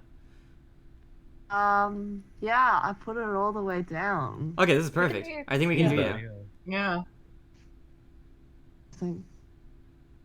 Down Never But- mind. Okay. Oh no. Is I there think I'm is there actually okay? Is there a push to talk option? I think that you can set it up so that you push a button is. and your microphone activates. It might just be her microphone, I think. I don't know. Because I think maybe if you set it up so that it's push to talk and then you just push whatever button you designate whenever you want to say anything, I think that might prevent it from cutting out.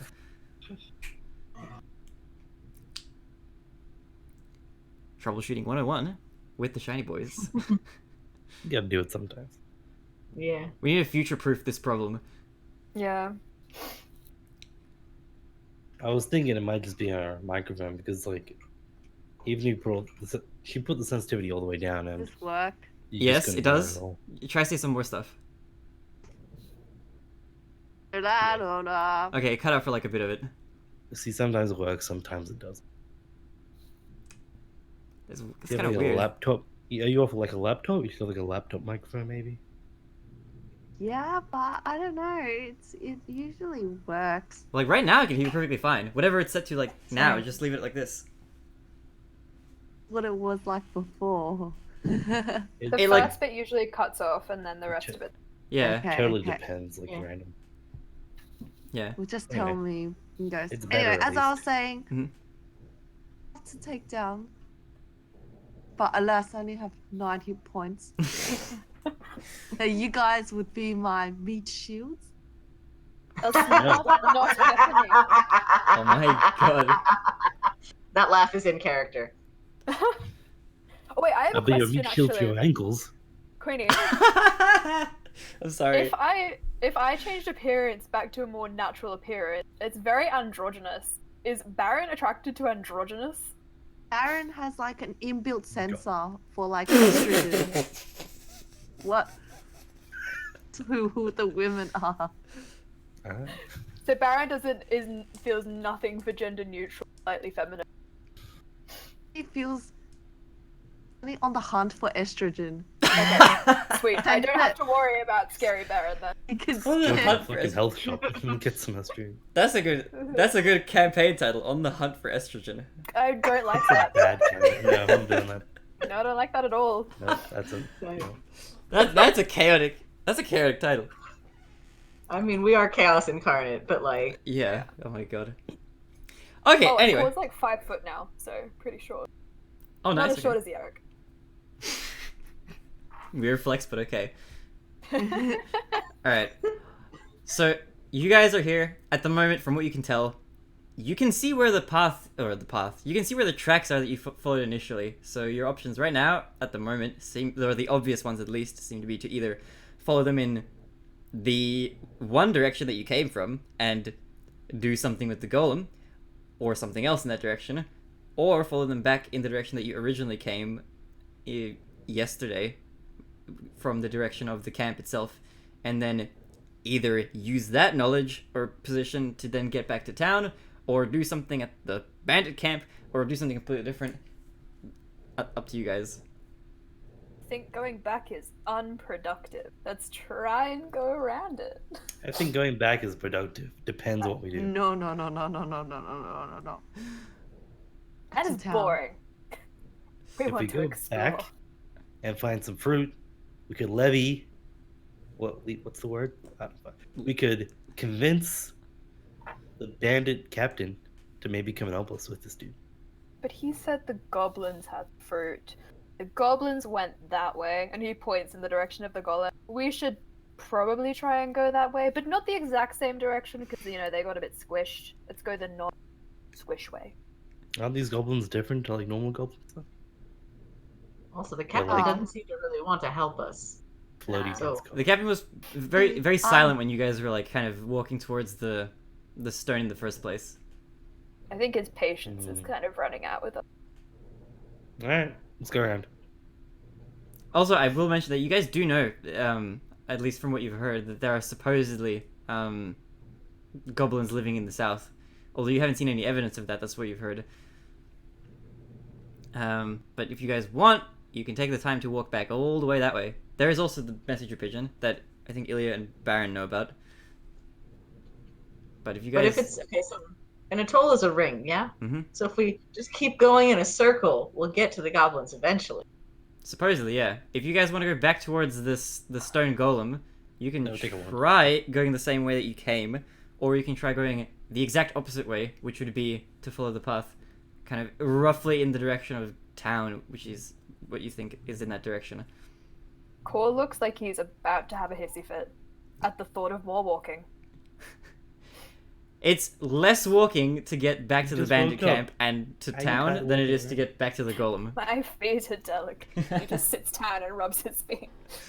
Okay, Elia's gonna kind of like bend down and offer to carry. Offer Oh. to carry Core. Yeah. Yes, Like, Core jumps up. Core, He oh my loves being god. carried. So On extra. Elia's shoulder. This Yes. is not fair at all. Core jumps up. I'm the one who- He adores being carried. He's also very light. Oh boy. My stride length is like a third of his. God damn. Core sticks his It's a tongue bit out more than that. there. It's I think your stride length is 5/6 the speed of everyone else's. It's like Which guy? 25 out of 30. Yeah.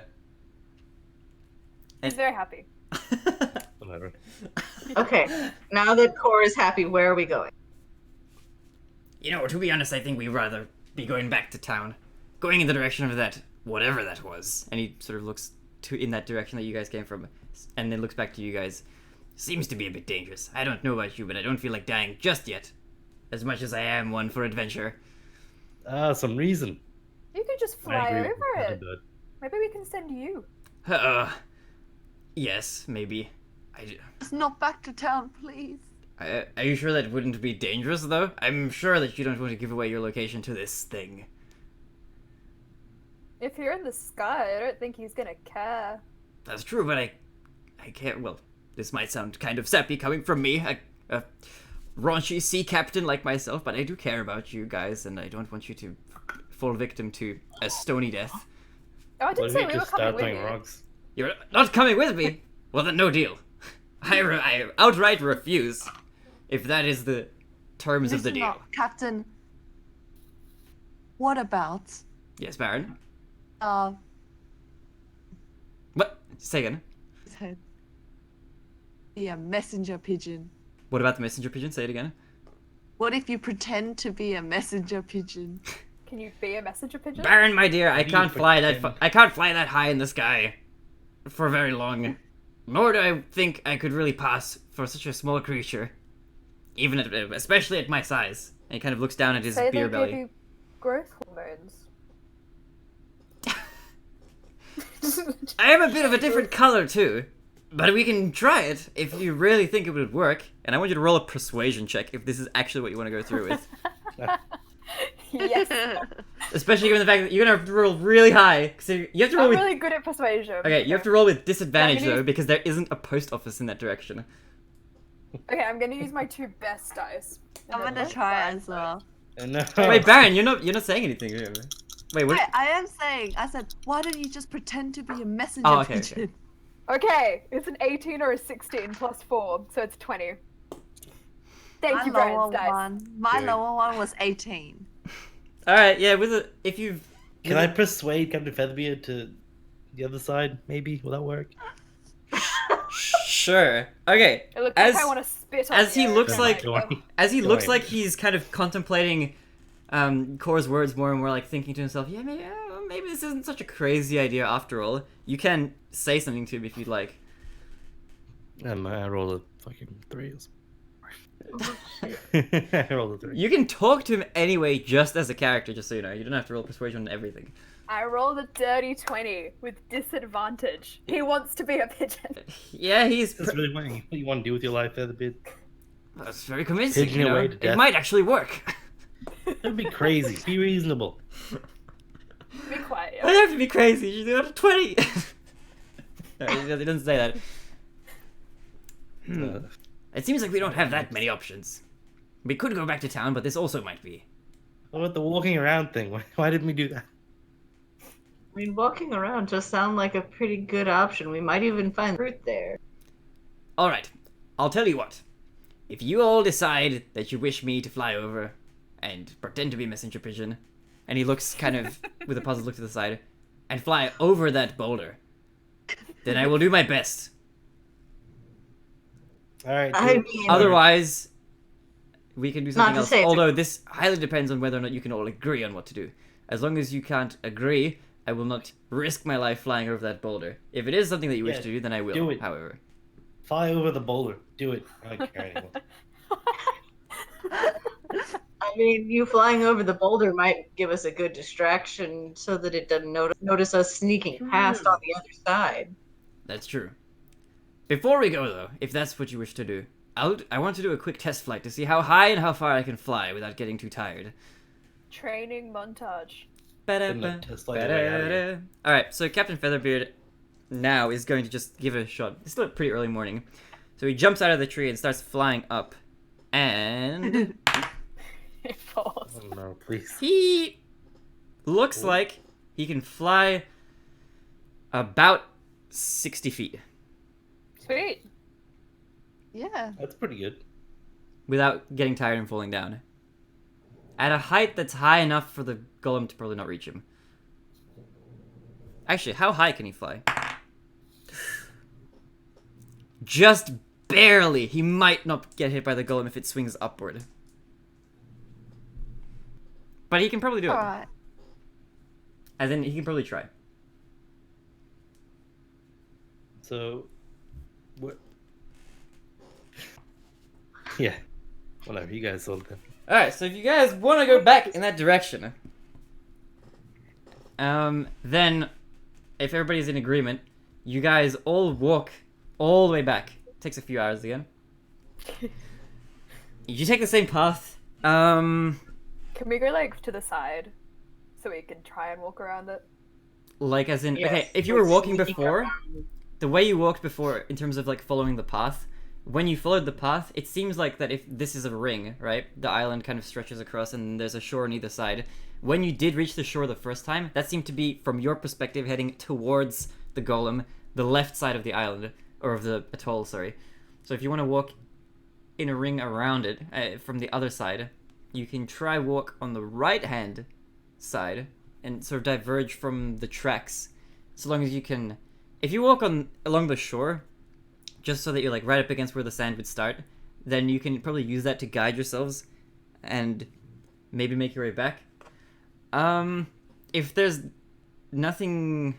Okay, you guys are walking, and at a point, I'm gonna say you decide to kind of diverge from the tracks. It's mostly all forest to your right, where you'd walk through, so you have to diverge from the path and just head straight into the forest at kind of an angle, hoping to eventually hit a shoreline. And the captain is coming with you, and we can say that like every now and then he's like flying up to kind of get a look, and he can kind of see that it does come to a shore eventually, kind of from his view, because there's sort of water, so he kind of flies back down and he lets you know, I think I see the shore. Not too far from here if we keep walking this way. But maybe, once we reach the shore, we should leave something in that area so we know where to head back once we're heading back this way if we decide to come the same direction we came from, just so we don't get lost. Why don't we leave that ruby? No. Call it You ready to li- punch you in the face. That would be He very literally leaves visible. a rock with some spooky little eyes on it Alright, where do you want to leave it? in the spot where Captain Featherbeard will indicate. He was just he wasn't indicating anywhere specific, he was just kind of pointing around. Where you are right now, I'm going to say that you've walked already through the forest for a little bit, and you've reached the shoreline. You can see from just looking out, you can see the coast and the whole island kind of curve around as you kind of look. You do, however, notice that from your point of view, you can kind of see out past the water because it's very calm in this middle sort of section. It does continue around in a ring for most of the land, but as you sort of follow it with your eyes, you do notice that at a point it seems to break off and there's a bit of water, and then it kind of starts up and there's like land again, and then that breaks off again, and there's more water, and then like much tinier section of land, and then kind of there's water a bit again. And after that point, if you're looking back down, you can just kind of see land going the direction that you came from. So it seems like it breaks up a bit in the southern direction. But for the most part, the direction that you walked, it seems like it kind of continues around in a ring. Also, if you want, you can roll perception from here to see what you can see. Otherwise, Captain Featherbeard specifically isn't pointing anywhere in particular. So if you want to leave that rock, it's up to you if you want to leave it like in the sand or on the ground where you were, or in a tree or something. I will actually give it to Captain Featherbeard. Okay. Place. So you give it to Captain Featherbeard, and he looks around for a little bit, and he's kind of looking around for anything that looks maybe like an unusual place to put it.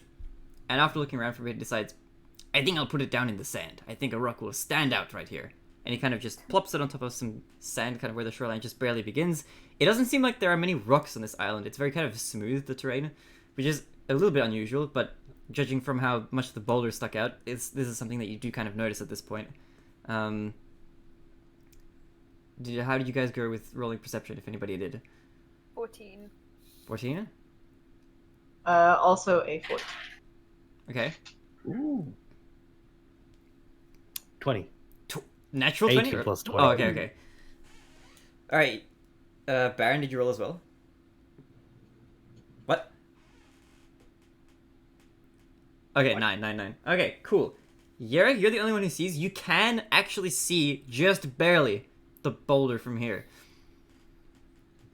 And it seems to be kind of quite across the way. But you do see a big rock. Where the trees kind of disappear for a bit. So you can see it from where you're standing. So if you guys don't want to do anything else, then you follow the path, And for the most part, you don't really run into anything. There isn't really anything around here. You do hear birds and frogs and stuff like that occasionally. Hold on, let me just quickly think about something in my head really fast. We try stealth pass so it doesn't hear us. The boulder? Well, hold on. We've got a few hours before we get there. I'm just trying to work out Okay. something Yeah. Just about wanna the put layout that of the down. island. Actually, I have a map. This will make it easier in my head. I can actually show this to you because you can kind of see roughly. There's like the map of the island. So you guys would be... Well, I'm not going to say where you are now, but I'm going to say where the village was when you started off way back. You were over there. That's where the port is, which I don't know if you guys know the name of the port, but that's where you guys arrived originally. And the direction you headed was like vaguely up. And you guys did a lot of walking. Keep in mind of how thin this part looks. Anyway, that's the map in general. So, you guys walk for ages. And ages and ages and ages. I'm And still sitting on Ilya's shoulder having the best time. you guys don't really I'm run into backing up anything the this group, whole by the time. way. Oh my god. Second. Yarrick, what did you say? I'm backing up the group, by the way. Yeah, you guys are walking about Yarrick's speed so he doesn't get left behind. I just tip back my head to look at Yerrick every now and then. Yeah. I wave. No. And you guys keep walking and walking, walking. And if we're keeping your previous perceptions, I'm gonna say that pretty much all of you see as well as you guys walk by, and you're kind of just looking around, and Captain Featherbeard is with you, occasionally jumping up into the sky and jumping back down. You do also eventually see on your left, as you guys have walked for a while, quite a few hours, once you're probably in the vague vicinity of the rock monster. If you look to your left through the trees, you do actually notice the cart as you kind of walk by. Way, way, way in the distance in the trees. Since you were here before and you saw it, you know it's kind of in this area, so you do see it. This also kind of paints a picture of how thin the atoll gets at this point. For reference out of game, if you want to know exactly how wide the atoll becomes at this specific point, once you guys have walked for a bit, it's roughly, if you average it out across this entire section, it's about 625 feet across for about 3 miles, or 2.5 miles. We can stealth that. So, as you guys walk, and you walk, and you walk, you do eventually start seeing the big boulder in the distance. And you can see the corpses from here as well. This is very similar to where you were before, although you're quite a lot further to the right than you were previously. And we're still in the cover of the trees. Yeah, you guys haven't left the trees yet. You guys are like a good few hundred feet away from this thing. And you know where to look for it, so you can see Okay, it from a while away. I get off Ilya. I think that's probably better for stealth. Okay. Gonna do stealth checks. Yeah, go for it. Come on. Just raw stealth checks. 13. Ooh. 17. Both good? 8. Also 17. Group success. Alright. So Baron, you got an 8, and everybody else got better. Cool. Oh, wait. Oh, my math was wrong. That's a 9. 19? Ooh, Ilya's really stealth. Yeah. Everybody except Baron. Oh, wait, hold on. Actually, before I completely forget, the captain is with you guys and walking as well. I keep forgetting that he's here. yeah. I'm sorry. Hold on. What is this? Bonfire. I have his character sheet up. He also rolled an 8, along with Baron. So Baron and the captain are not exactly stealthy, but you guys can certainly go in that direction if you choose to do so, or throw the captain over, depending on what you guys want to do. You guys are The about captain, 400 feet away from it. he could fly and like distract the golem because the golem can't get him, and we can stealth through No, he- whilst the he- golem's looking up. He might just barely be able to fly over it. You see, that's something. That's a likelihood. Yeah. He can fly from my rolling. If he flies, I'll give you this info. He can fly about 60 feet, like across, and he can fly about maybe 5 feet above the golem itself. He is unfit. I had to roll for these stats. I did not choose this. But you can certainly do that. He is willing to do most things that you want him to do in regards to flying over it. Since you persuaded him to actually go along with this crazy plan. If you specifically want to tell him that he's being used as a distraction, that's up to you if you want to divulge that information. He doesn't know that specifically. So up to you guys. I think he has a fair shot of making it. That'll be easy for him. Yeah. Alright, if you all want me to try and make my flight over, then I can certainly try. Although I need to get quite a bit closer before I can fly directly over it. We're a few hundred feet away still, I think. And I can fly maybe, I think, about 60 feet if my calculations and guesswork is correct. And then you can, like, run, right? I can certainly try. Hey. It's a good idea. I might, my although if I do most land, I might just take a bit of a rest for a brief moment and start flying again. 'Cause, admittedly, I fly a little bit faster than I can run. Yeah. And I probably want to run, but I mean... And he pets his, as he says that statement specifically, kind of pets his like small beer belly. So, Aw. if that's what you guys want to do, we can certainly attempt this. Okay. Do it. All right. Yeah. So you guys stay mostly undercover. You're a few hundred feet away. So you're maybe 400 feet away. You're a little bit further than last time, just because you're not directly facing the stone golem anymore. And also, you're a little bit further behind, so that you can stay hidden in the trees, so that hopefully he won't be able to spot you. With all your stealths, I'll keep that in mind. Captain Featherbeard runs up towards the golem. He flies for a little bit and then kind of stops and keeps running and then flies a little bit more just to give himself extra speed. He didn't roll very well in stealth, so as he gets closer and closer, maybe as he's about 100 feet within the range of the golem, he is going to get noticed, and you hear the rumbling as the golem starts to kind of piece itself together and rise up out of the ground. It takes a little while to do so, so he does get quite a bit closer in the time it takes for him to get to the I have an golem. image of, like, a chicken trying to fly. That's probably pretty accurate. I mean, he's like roughly chicken colored. He's got like white feathers and a yellow beak, so Okay. that's not an unfair comparison. Let me just change these papers around. I actually cannot believe I'm using this. It's like, just in case, I'll print out these stats, just in case. And I'm like, okay. This is, of all the stats I had ready, this is definitely the one I was expecting to use at least. So, as he's running up, he gets about 40 feet in front of the golem at this point. And, well, let me just check something really quickly. I have to check all these stupid things. He's so dead. If it's a golem, I'm a bit concerned. I'll be fine. I'll be fine. Unless he's Laser going, we're like eyes or something. sneaking, right? I mean, depends on where you guys want to be. If you guys want to sneak, there's nothing really to hide behind. You guys can all make it. Keep in mind that Baron didn't roll amazingly on stealth, if you guys want to do this. But it was a group success, right? I'm not treating it that way. Oh, okay. That's not necessarily to say that you won't get past him if he's distracted, if that's what you want to do.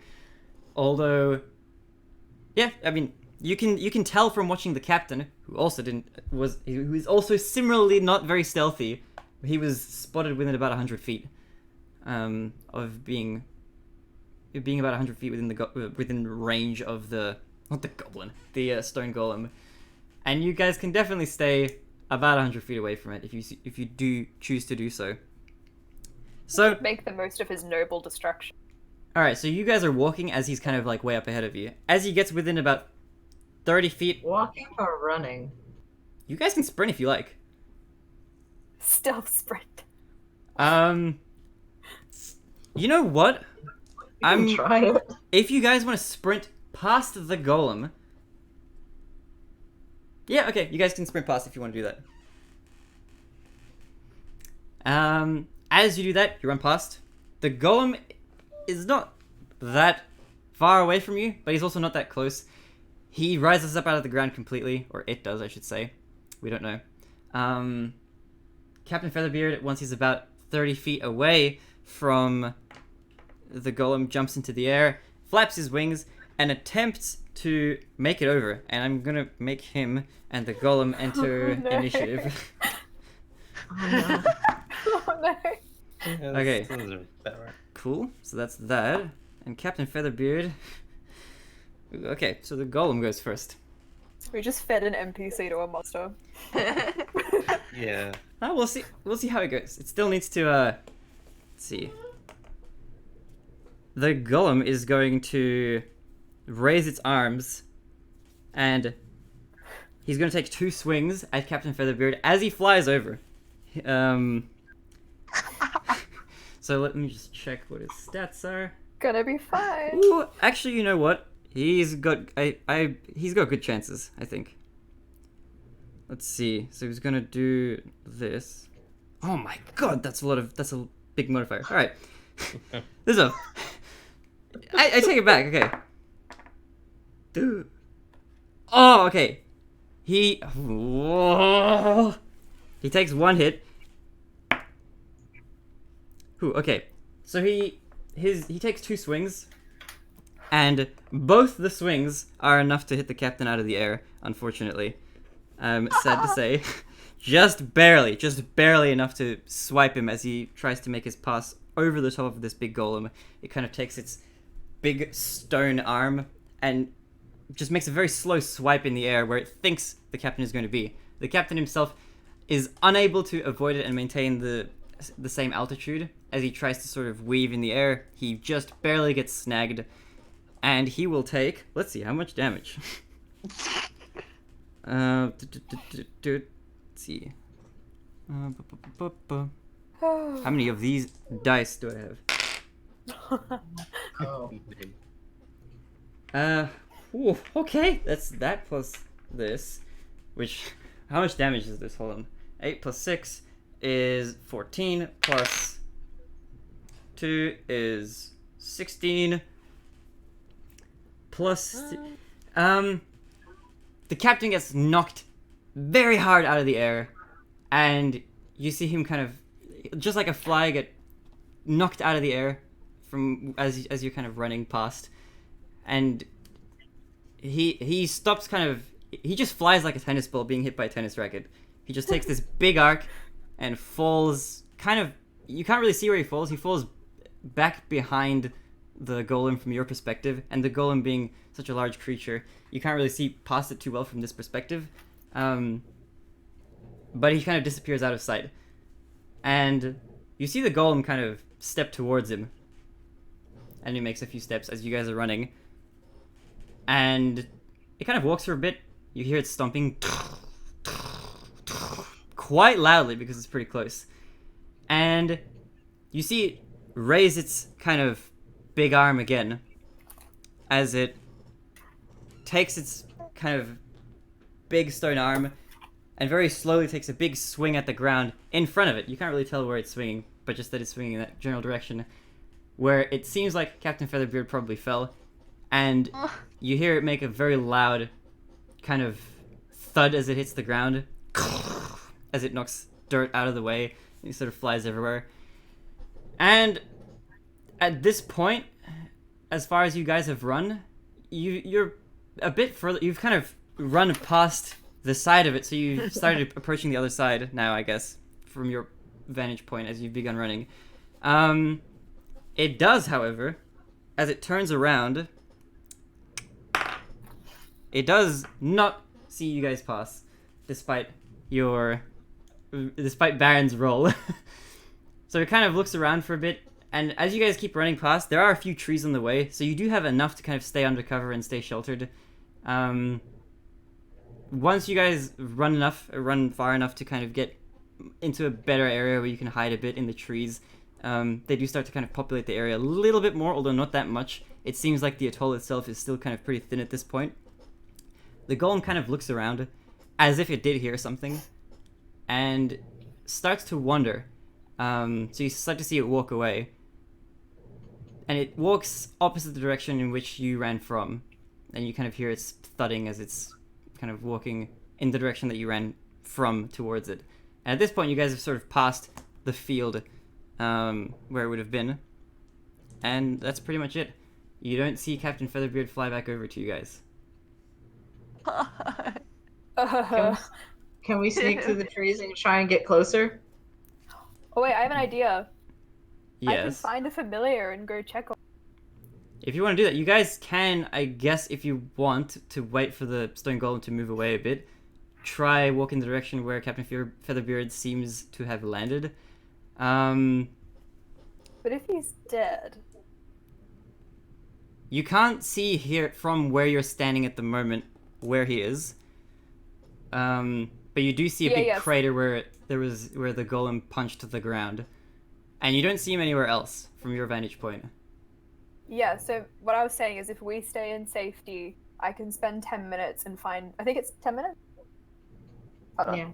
Yeah, 10 minutes finding a familiar, and go and check on Featherbeard without causing the golem to notice us, and see if he's dead. And if he is dead, we probably go out there. Because I can put my eyes like into the familiar, see. Yeah, okay. You can definitely do that if you wish to do so. Okay. I'm gonna find familiar. So I sit down and wait for it. So how does the familiar work? Hold on, I'll just get the spell up. Do you just give it like a command and it goes out and tries to do what you tell it to do?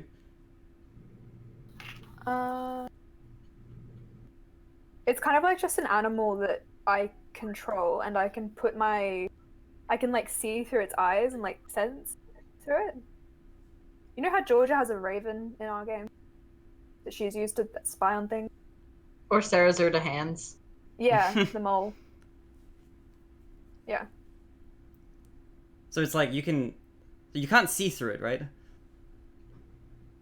No, you can. Oh, really? Yeah. Oh, yeah, okay, no, that's fine. Yeah, if you want to go see You can through also, if it's within 100 feet of you, you can also cast touch spells from it, but I don't think I really want to do a touch spell.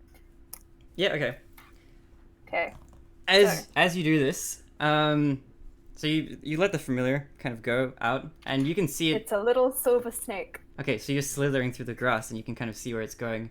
It's slithering, it's walking, like, not walking, what am I saying? It's It's a walking it's snake. squirming, and it's making its way through the grass. The grass is like kind of tall here, and it's kind of going through, and it's making its way all the way to that crater. Once it does, if you're looking straight through its kind of perception and you're seeing what it sees, then you see quite a few feathers around. You also see quite a lot of blood.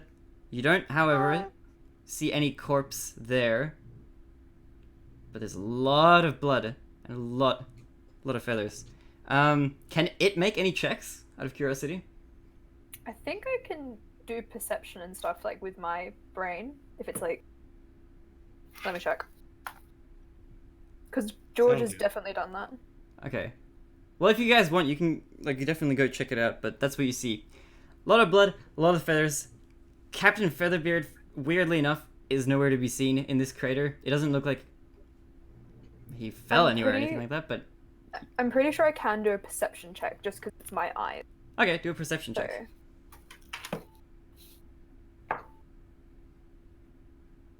Well, 11 plus.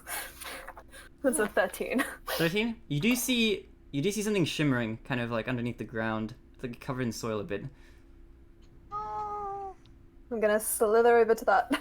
Okay. As a snake, what do you want to do? I just want to see what it is. You can't really tell. It's kind of looks like it's buried underneath some dirt. It looks shiny, whatever it is. Pretty Can I shiny. try and like clear it with my tail? Yeah, okay, I'll let you do that. If you want to try to swipe some of the dirt away, you do see that whatever this is, it seems to be wedged into the ground. If you swipe away some of the dirt, you can tell that it's kind of this gold shimmery color. And it's pretty small, about the size of like a token that you can carry. Is it gold? Like solid gold? There's no way the snake would be able to know that. But it's my brain. Like, can I make a perception or like whatever? You It's can not make the snake's you can make an investigation check if you like. Okay, I'm good at that. Natural 20 plus 5. Natural 20, it's a coin. Oh. Oh no. I know what happened. And that's what you know. Okay, I call my snake back to me, put it on my shoulder, and then I come back. Like, because it's like walking, I come back to myself. And I'm Mhm. like, I think Captain Featherbeard might not be with us anymore. I found a coin. There was one of those creepy new coins in the crater. Lots of blood. Didn't look good. R.I.P. Yeah. Well, that's what happens. Man. Sorry. Sorry, we should have gone back. Well, hey, at the moment you guys are, you've technically made it past. Not gonna lie, there was a nat 1 roll in there somewhere. But yeah, the golem, if you're still kind of keeping a lookout, as far as you can tell, Captain Featherbeard probably didn't make it, considering all the stuff that you found out. Core, if you've told everybody about the coin specifically, then that probably is enough. You can draw enough inference from that he probably didn't make it out. The fact that his body isn't there seems to support that evidence, as well as the fact that there's a lot of blood and a lot of feathers. As you kind of look around, you do see the golem still walking pretty close by. As he walks kind of just a little bit down the way and knocks over a few trees as he does, he turns towards from your perspective, looking back, he turns towards the left into what would be kind of the center of the water that occupies the middle area of where the atoll is. Let's go. And it kind of waits for a second, and then kind of it draws its arms into its body a little bit more.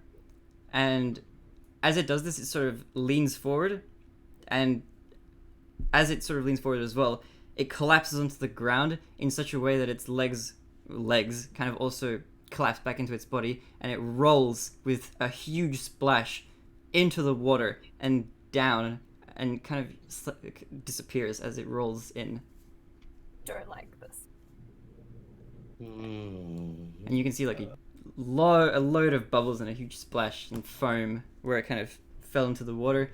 And you can see the water trail kind of lead into the water for a little bit and then sort of disappear, as it seems to, from your perspective, roll into the sea.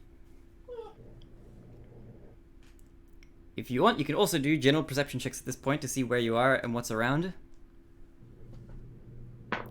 Let's just do that. That was a nat 20. Natural 20! Two. Oh!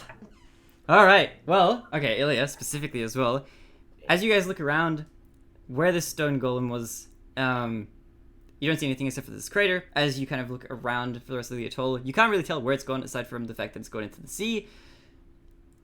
Looking around most of the atoll, you can only see trees lining the atoll. From here, looking in, you kind of can't see much, even with a nat 20. It just looks like trees from your perspective, but you can kind of tell how far you've walked and where you are roughly on this sort of land. Especially looking out into the middle of it, you get kind of an idea of how this area is sort of shaped. Looking into the direction from which you came, you do notice as well that you are now a lot closer to a lot more rocks, although these are in varying shapes and sizes and seem to litter the landscape a little bit more in that general direction. So you see like pebbles and then stones and then rocks kind of leading out into that direction, kind of scattered amongst the trees. I would like to collect some. Alright, you gotta walk a little bit, but you can definitely do that. If you want to collect some of the smaller ones, then I'd say they're like maybe 100 feet away from you. Kind of in the direction that you were walking originally. So you go, you do that, you pick up however many you like. There are a lot to choose from. They're all kind of scattered about, but there are at least 30, depending on like how many you want to pick up. Yeah, it was probably taking like 20-ish. Alright, you pick up like 20 small palm-sized stones. There are also a lot of much smaller ones now that you're closer to like gravelly stones. Not a whole lot, but they're kind of scattered among the grass and stuff. But if you just want to pick up the palm-sized ones, then you can definitely carry about 20. They're not overly big, so you can just carry them in your arms. And you've got like 20 stones, so what do you want to do? I just pocket them, but... Alright, you pocket 20 stones. 15. 15? Alright. You are like just barely okay with carry. Wait, I wonder how much these weigh. I need to figure this out later. But you're fine. Yeah, You can carry 20 stones for now. Oh, sorry, 15. Can I also, since the golem threat looks to be gone, can I look for a blood trail? Yes. Where specifically are you looking? Captain Featherbeard. Oh, you guys gotta walk closer to the crater. Because that crater is quite a bit further away. It's like over 100 feet. Oh. Were there goblin corpses here as well, or was that in the other place only? The goblin corpses were there when you came from the other side. You're really far away from them at this point if you want to go back and check. I mean, you can. There's like an open field and that golem seems to have disappeared. I'm kind of shook. I don't want to go back into the open. You can, from where you're standing, you can see the crater. And I'm guessing that did the familiar bring the coin back? If it was wedged in the ground. Get it. Yeah, I go get it, bring it back, plus another weird coin to my inventory. Alright, so you walk all the way back. As you walk, you do see that the bandit... Oh, sorry, not the bandit. The goblin corpses are still there, quite a way away. Just sitting there. When you do reach the crater, you do see the coin. This whole time, it doesn't seem like there's any real threat or danger around this area. If you want, you can roll just a general perception check to see what's around you. Otherwise,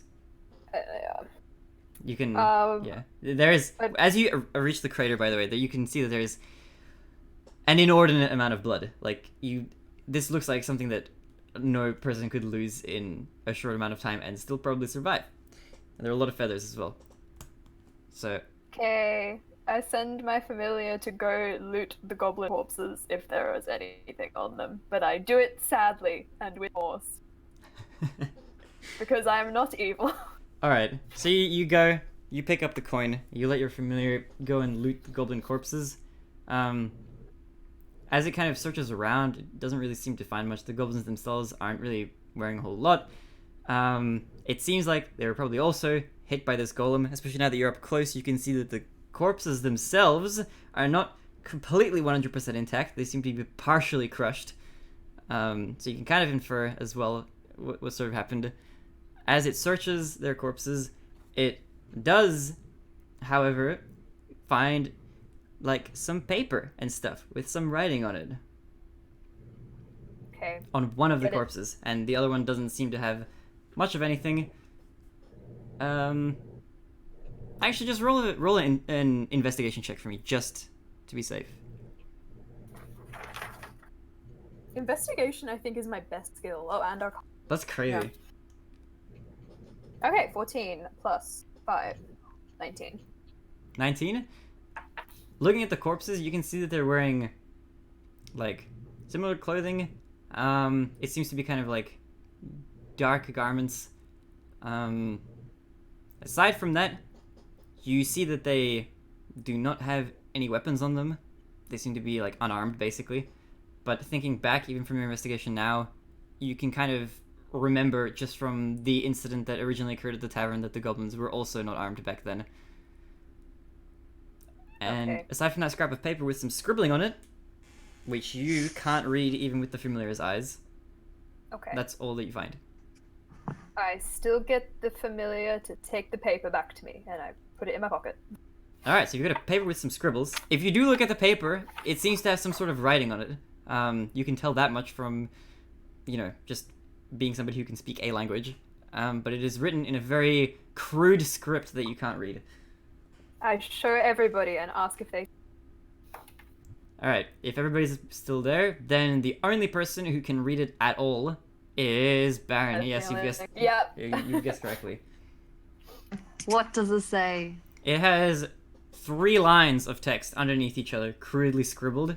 And it also says all 3 lines say the same thing. It says, never betray, never betray, never betray. And that's it. And it looks very... Information. From your knowledge of Goblin script as well, it seems that this is like very, very hastily written. Very hastily. Hmm. Spooky. And that's what you guys know. So, what do you guys want to do?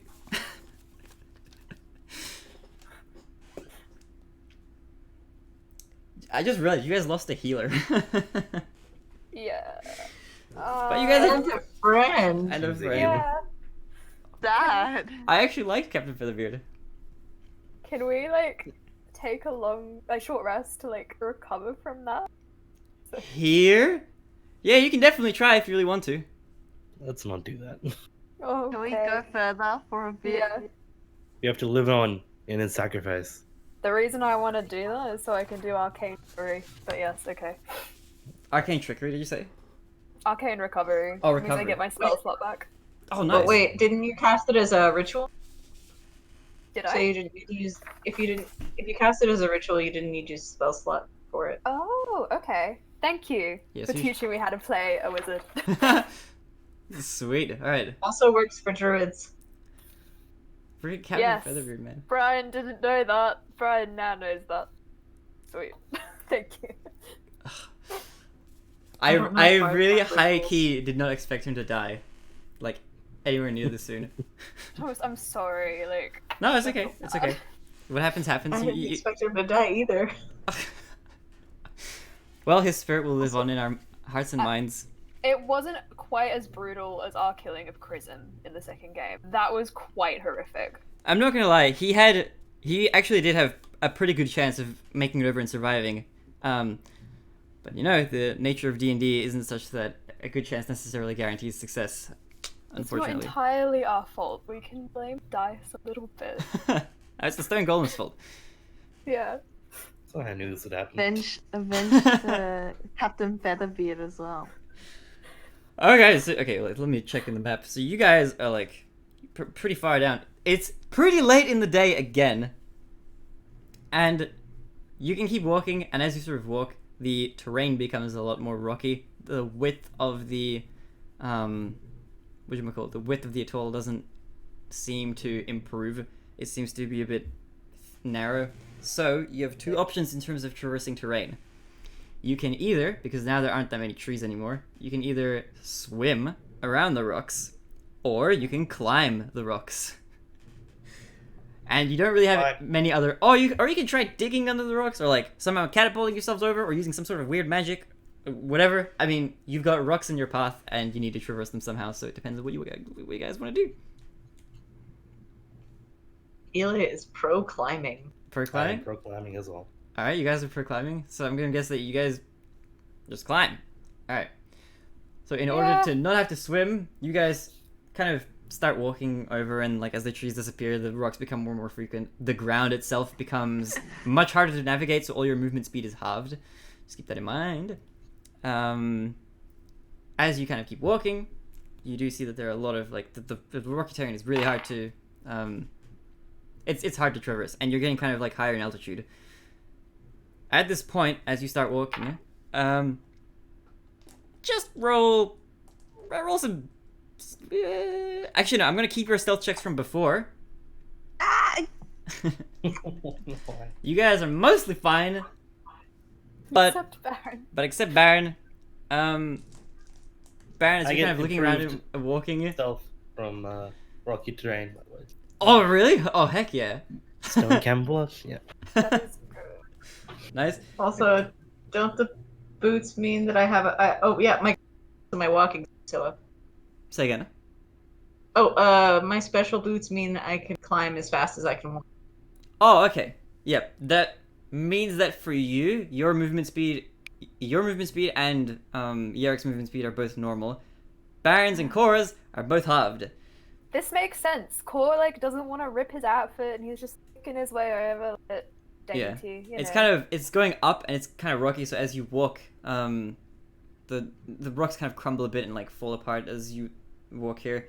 It looks like this is a kind of a very low but long mountainous sort of terrain. Mhm. At this point, as you guys are walking, you do hear, or feel, I should say, a very faint, familiar rumbling as you guys walk. Oh, If you come guys on. are roughly here now. And you're running into things that I didn't. We're almost to more trees. You're almost to more trees. From here, you can see the forests kind of like get wider again. Yeah, you hear a rumbling. You hear like a, and the rocks like and little pebbles start to like fall apart a little bit more. Oh no. Sounds awfully familiar. Mm-hmm. Can we run and hide from whatever familiar rumbling is? Sure. As you guys start to run, Baron. Okay, wait. Where are you guys all standing? Are you guys all together, or are you kind of spread apart a bit? I don't know. I got a good stealth, but my speed is. Don't worry. Whatever it is doesn't know that Core's there. Okay. I'm there. If two of us are like normal speed and then the rest are like half speed, wouldn't it make sense for us to be apart? Unless you guys are all walking at the slower speed, it depends. But anyway, as you guys are wherever you are, specifically under Baron, the ground starts to move. Oh. Seems. Like the scene from the Pokemon movie. Oh my god, let me just try this. And as it starts to move, the ground starts to raise a little bit. Baron is getting elevated. Very slowly. Jumps Oh. off. Your options for jumping off, you can jump onto more rock, but you're also because you guys are, if I understood your previous instructions correctly, you're still circling the inner part of the ring. So if you want to jump to anywhere else except your right side, you can jump onto rock, or if you want to jump off directly to the right, you can jump off this like small cliff and fall into the water. Those are your two areas. I can create a disc for Baron to jump, but this uses a spell slot. Oh wait, no, I can do something else. How far off the ground is Baron? He's getting lifted, so he's in like 1 foot, 2 feet, 3 feet, 4 Okay, feet. can But very I- soon I'm can gonna get I- you guys to roll, unless you guys want to do something right now. Can I touch Baron's foot and cast jump on him? What does that do? It triples his jumping speed, like distance. Oh You right, can hold on. This is jump like pretty far. this mechanic. I forgot long jumping and stuff. I haven't looked at this in a while. Let's pull out the Dungeon Master screen. Just quickly check. That's a spell slot, Baron. I'm doing this for you. Alright, so you do that. You touch his foot as he's getting lifted. Hmm. Hold on. Long jump. Move 10 plus feet and jump a number of feet up to your strength score. When you make a standing long jump, you can leap only half that distance. So if... What did you say? It's doubled? Tripled. Tripled. Alright, so Baron, if you run, you can jump 3 times as far as whatever it would be here. So I'm gonna say that it's... Okay, so you would move... Is it you move 30 feet and then add your strength modifier, I think. Yeah. As soon as I touch Baron, though, I'm running. I'm Alright. stealthily running away. Run with them. Alright. If... As you're... Well, you can't really run anywhere. You're on top of a golem right now. That's raising Doing up my out of the long ground. Jump. So... Jump Before and you then do, run. I want... Whose movement speed is halved again? Is it just Core's? Yeah. Actually, it doesn't... Yeah, no, your stealth is fine. It doesn't know you're there. Baron, I want you to roll initiative for me, just in case. Oh, I'm stealthing away. But I helped you. Okay. Everybody's stealth except Baron's is fine. And Captain Featherbeard's also wasn't 11. enough. 11, okay. So that means...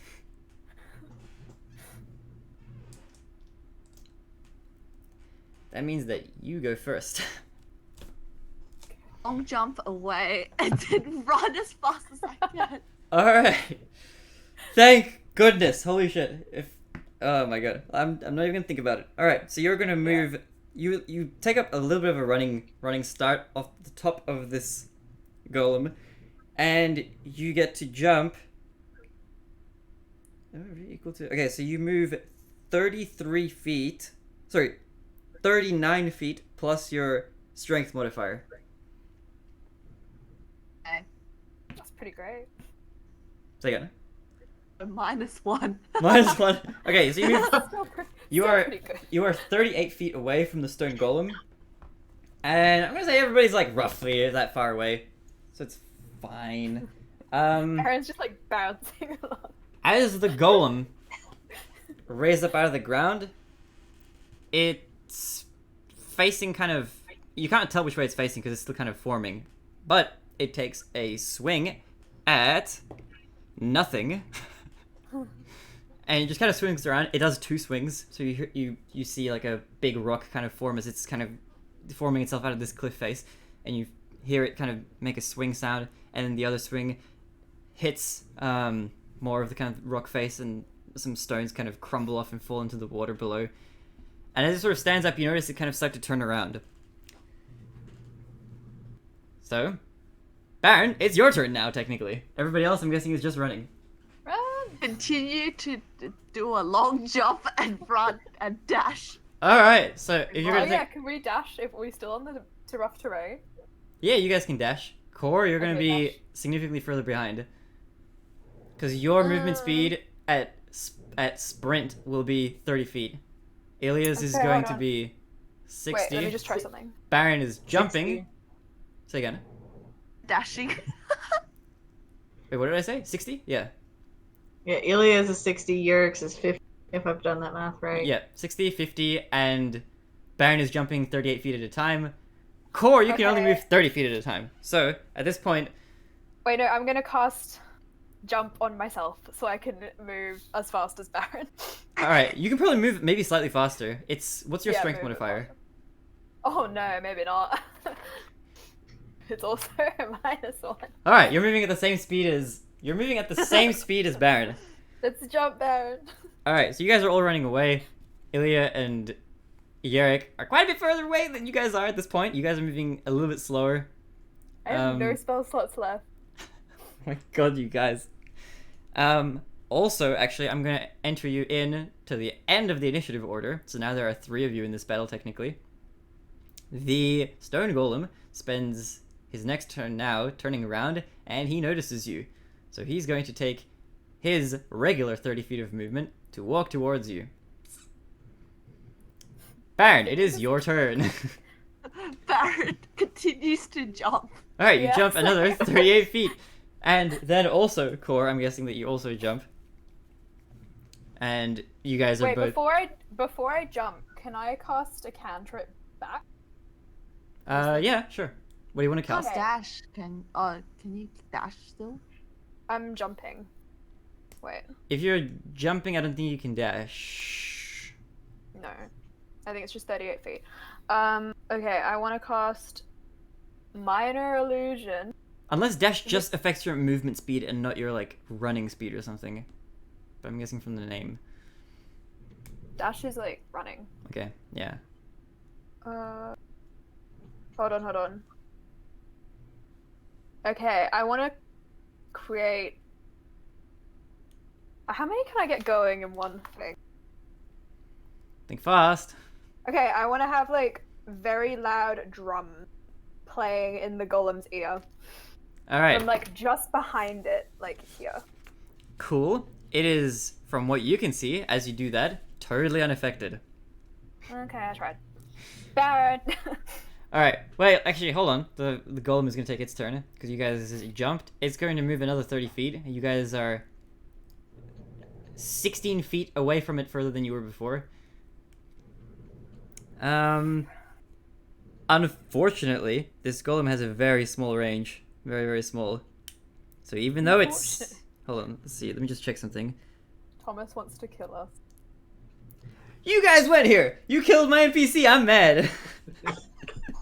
We didn't kill anyone. You rolled the dice. Dirty 20 persuasion! Core. Okay. You can't do that. Okay. No, it's fine. There were some bad rolls involved. I can't help it. But I do have my monsters that I peppered around the island that I'm not just going to arbitrarily remove also. As much as I would love to sometimes, especially in this instance. Hold on,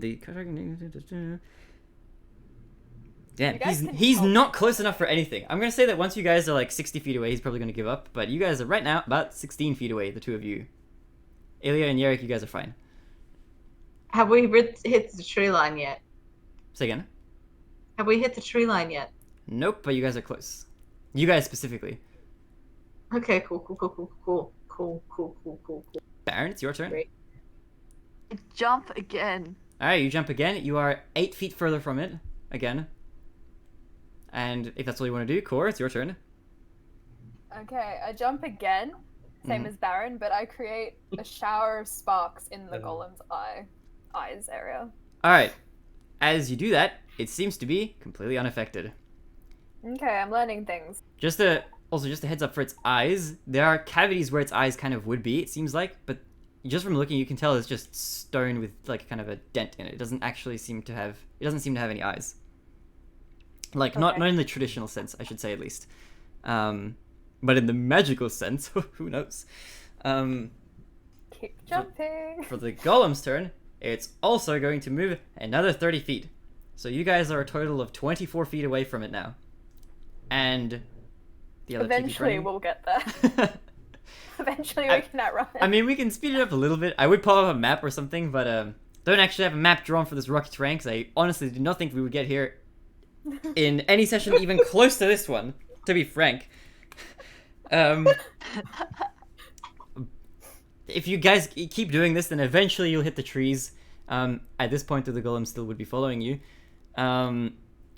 If you keep running, you eventually run past the crater and everything, and eventually the golem will kind of stop and give up and Wait, turn what? around. The crater? Yeah. We didn't run backwards. Wait, which way were you running? I thought you were running back towards the tree line. No, we're going forward, Wait. aren't we? Okay, let's sort this out. Where was everybody running?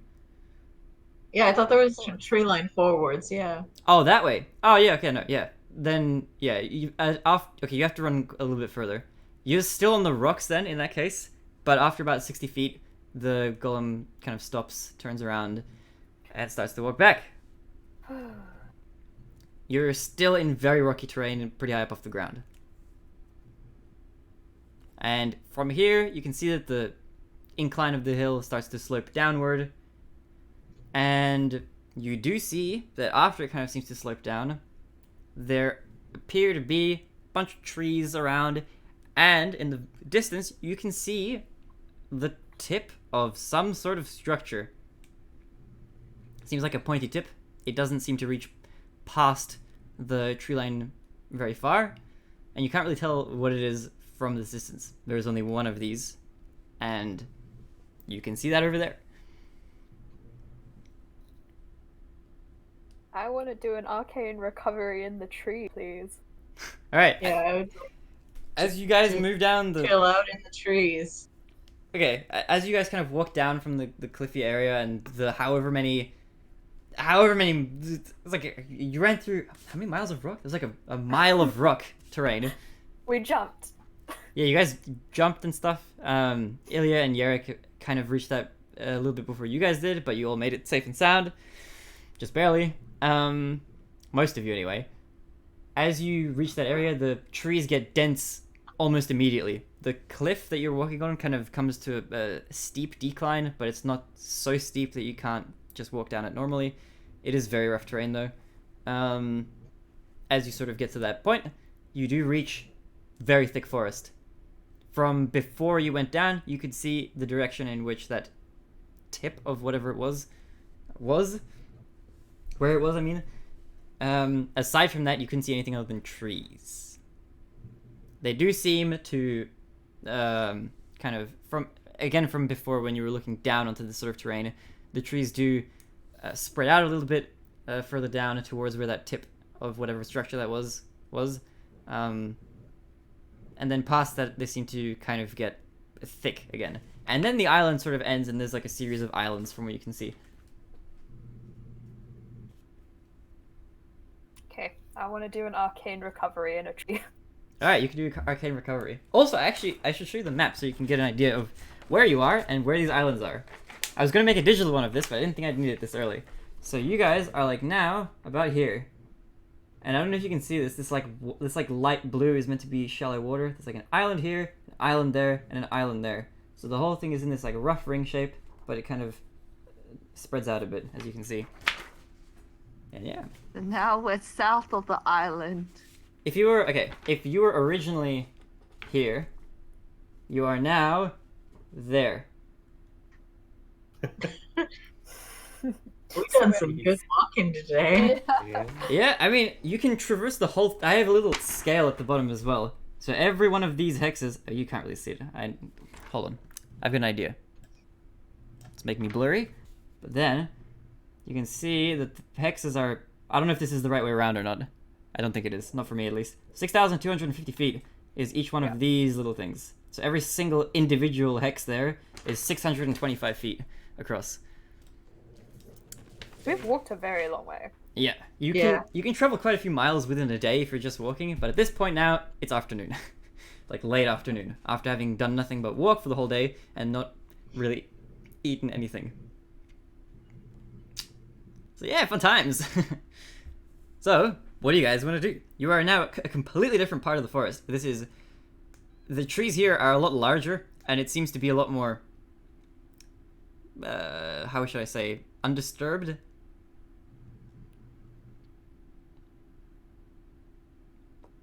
Is it like so dense that with like that like going up in the trees would not give us like a better view of the area? If you go, you have a. I mean, it depends where you are specifically. In this part of the forest, you can certainly try to go through the tree canopy. In general, it seems to give you a safer view of the ground, but a slightly worse range. So you can't see quite as far if you're looking straight ahead because you're going to be looking through branches and leaves and stuff like that. You'll see the sky a lot more clearly, and you might avoid stuff on the ground, I guess, if that's what you're trying to do. If you're on the ground, you can see obviously quite a lot further if you roll regular perception checks, because you can see through the trees, much more so than you can see through the canopy.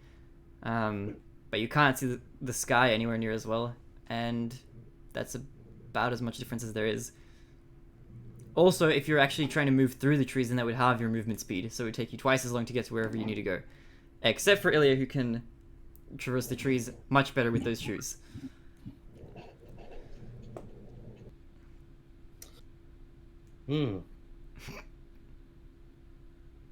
So this is where you guys find yourselves. Also, this might be a random point, but don't forget that wherever Jade is, Jade still has Captain Featherbeard's book. That they looted from the ship. News to Jade.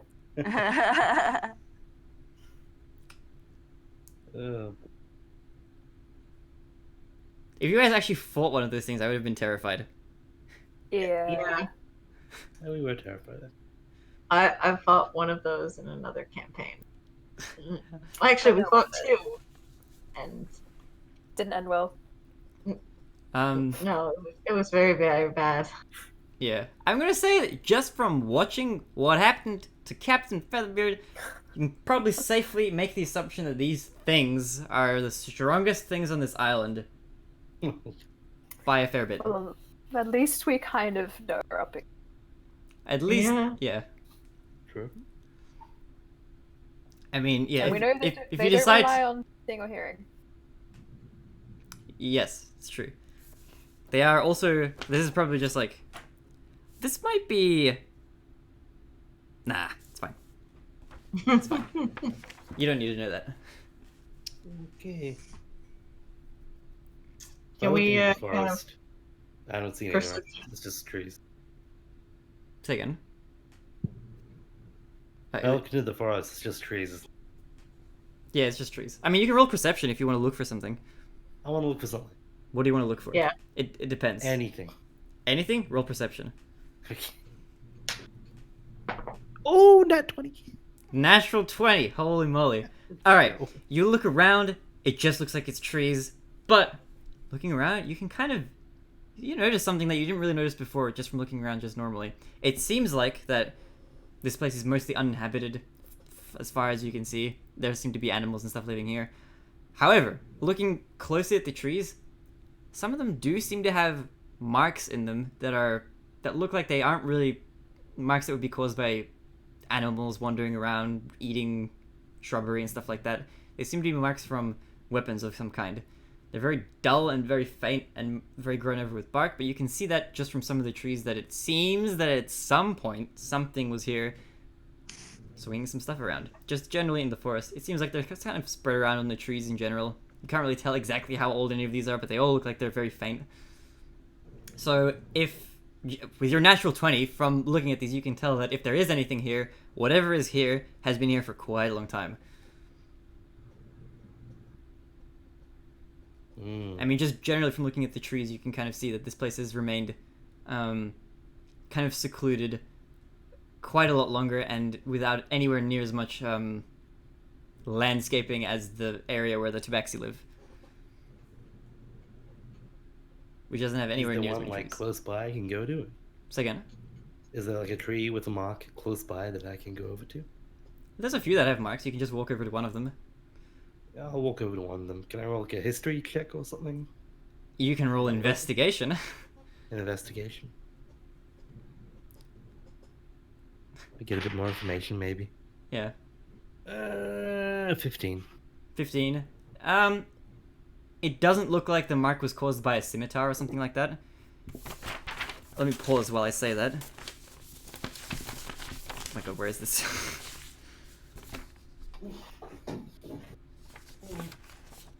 Yeah, okay, so...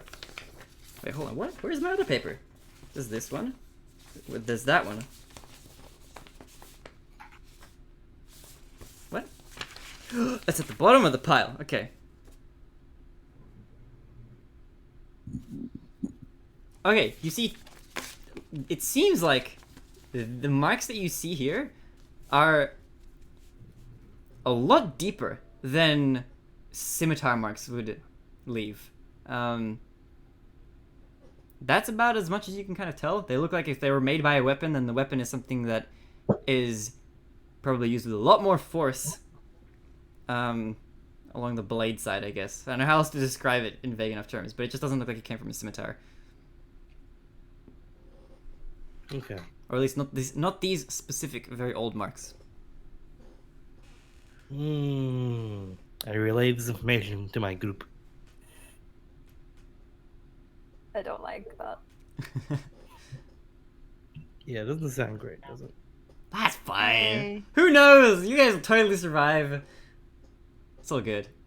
And possibly do like a nature or perception check where they are on the island. To see what? Where exactly? Wait, where exactly what is? Where you Where guys? exactly this place is, and AKA like here, etc. What's what of here? What was the last thing you said? Yeah. What? Say again. What exactly lives in this part of the island? Oh. Here. Okay. I don't think you need to check. You can kind of see because you guys are very close to the shoreline at this point. What little there is of it. Just from looking around, you kind of get a vague idea of where you are.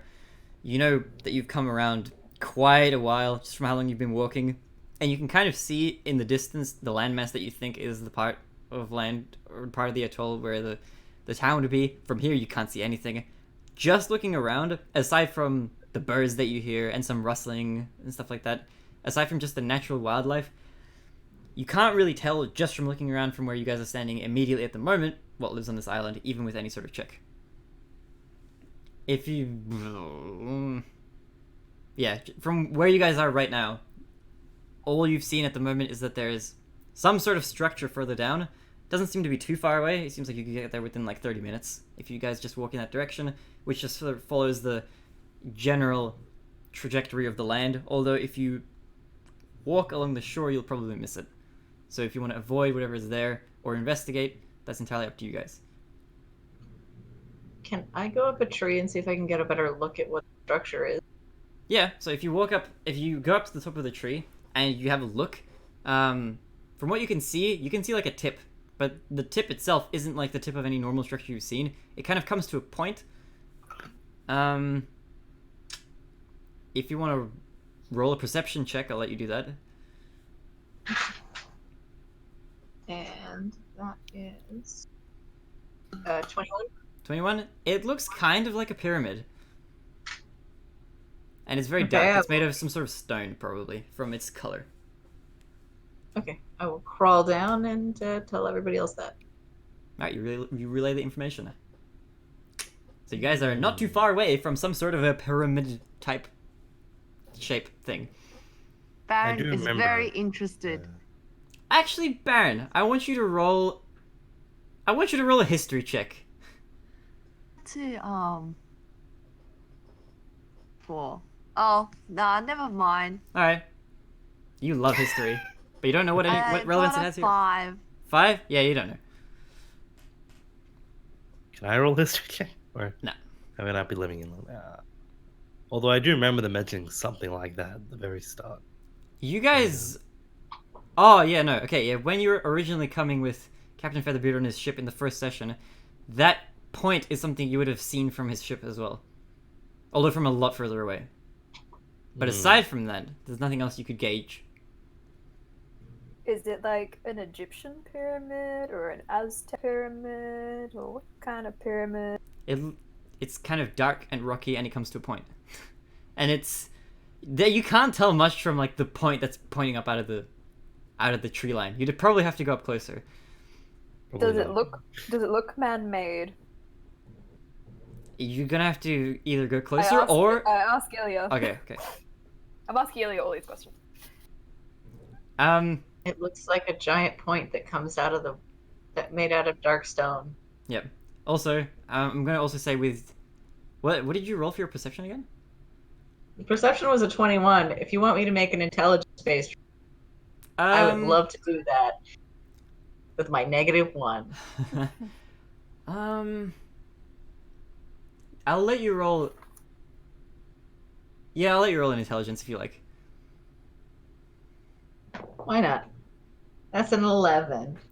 With an 11, I mean, you can't really be sure, but you don't know of any naturally occurring pyramids. It's fantasy. Might as well ask. Yeah, that's the insight that you have with an 11. I'm gonna say. I don't think it was naturally put there, but maybe somebody magicked it there. Okay. Okay, this. I can't hear you, Baron. What did you say? I said, interested in this, and I would love to investigate. Okay. Baron can go first. Oh, If it's put there by magic, we're guessing maybe it's worth kind of checking the marks on the tree again. You want to Arcana check the marks? Alright, go for it. I'm good at that too. Can I assist another tree with Mark? If Yerrick has told you that he's do seen them, instead. Fuck. because you need to relay that information, I'm gonna say that only Yerrick has noticed that. If I notice Yerrick, I did go, relate, can I- didn't I? Yeah, I think Did you? Yerrick said he relayed Yeah. everything. Okay. I Yeah. related. Yeah, in that case, you guys know. I got an 8 anyway, so good luck. Okay, 17. 5 is 22. Alright. The marks themselves, if that's what you're Arcana checking, don't feel magic at all. All you get is like, this feels like a tree, and it's been here for a while. Can I nature check it? The marks? Yeah, go for it. Did say they were like unnatural. Not as good. This is 11. 11? They don't look natural. Okay. I relay this. Yeah, just look at this. Yeah, this is a tree. There's a mark here. We're really interested in the marks. They're there. I mean, I'm surprised that you managed to pick them out, honestly. It looks like... Wait, I don't know if I have to make another check, but does it look like a weapon? It looks like a weapon mark, right? Not a thing. Yeah. Yeah, They're you- very deep marks. Yeah, Apparently. they're very old, and the trees look like they've grown over and kind of recovered from them a bunch. But that looks like the type of mark that would have been left by some sort of weapon a very long time ago. And do they look like aggressive or like they have kind of pattern or meaning? I'm happy to make a check for this. You can make an intelligence check. I'm good intelligent. That's what I still Intelligent. I am good intelligent. Okay, 13 plus 3 is 16. With that roll, you can tell that they weren't trying to cut the trees down that had those marks. Aside from that, they don't seem to have any rhyme or reason or purpose. It just seems like they're kind of random. and here and there. They all do seem to be at roughly the same height. There's none that are very low to the ground and none that are much higher from where you can see. They seem to be kind of like roughly at your shoulder level, sort of. And My shoulder level, or Ilya and Baron's, or Yerik's shoulder level. they're all kind of spread around there. None of them are like very low, like near your feet, and none of them are much higher than where your head is. So 5 feet above the ground. Yeah, kind of very roughly. They're kind of spread around a bit. They're not like all exactly like 5 feet here, 5 feet there, 5 feet there. It's kind of just like generally there. Like if you took an axe or something, or some sort of sword, or something that had a sharp blade, a very big kitchen knife, if you were swinging it around, you'd probably make some marks like this in the trees. So like someone my height probably did, or someone who was like really lazy. Like I mean, Yeah, you can't gauge the height. From where they are, it looks like maybe somebody slightly taller than you. that's fine.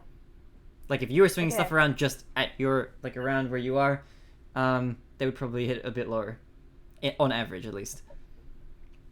I think somebody a bit taller than me made But they, a good intelligence. I will reinforce that these marks look like they've been there for a very long time. There aren't any recent marks anywhere from what you can see. Okay. Given how many marks there are, I would probably guess there was some fight here quite a while ago. And these marks have persisted over time. Okay. Proceed with caution. Look for fresh marks. If there are fresh marks, probably shouldn't go that way. Which direction do you guys want to walk? Do you want to walk towards the point? Towards the not Egyptian pyramid. The not Egyptian pyramid. They're not Egyptian Not pyramid. Egyptian, magical, very unnatural pyramid. Unnatural. Okay. Yeah, okay, if you guys want to walk that way, feel free. So you guys walk past the trees. I'm gonna say that because you guys are so paranoid, you're all keeping an eye out for these marks, and they seem to be kind of spread out, just kind of sort of here and there and kind of everywhere. None of them are recent at all, it doesn't seem like. As you walk closer and closer to the pyramid, or in the general direction of where you think the pyramid is, I want everybody to roll perception checks as you guys are walking. Can I also make a stealth check to be up in the trees? Oh yeah, if you want to stealth, feel free to roll a stealth check as well. Yeah, I'd like to stealth as well. 14 for perception. Natural. Uh, one. Hey. 12 for perception. I would Okay. like to- Who got above a 5 for perception? Alright, almost everybody except Yerrick notices that there are a couple goblins walking kind of further up in the direction that you're heading. And they seem to be kind of walking leisurely. Those of you who have slightly higher perceptions, from what you can see, they're not that far away from you. They don't seem to be wearing any weapons of any kind. Did you guys also roll stealth? No. 15. got 24. Whoa! Finally. 15. 24 as well. Oh, okay, you guys are all very stealth. Nobody can see you. So, you see 2 goblins ahead of you, just kind of walking. They're walking perpendicular to your path, so they don't really look your way. And even as they kind of look around, they don't notice you.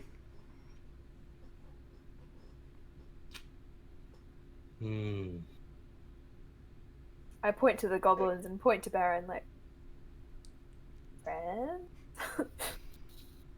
And Oh, where are my notes? What section are we up to now? Alright. Wowee!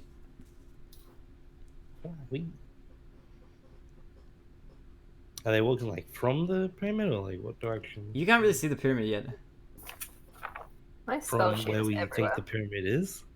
They're in the direction, like if you were to walk straight to where you think the pyramid is, they're like in your way kind of thing. And they seem to be walking perpendicular perpendicular to you from your point of view. So walking from left to right from your perspective. Oh.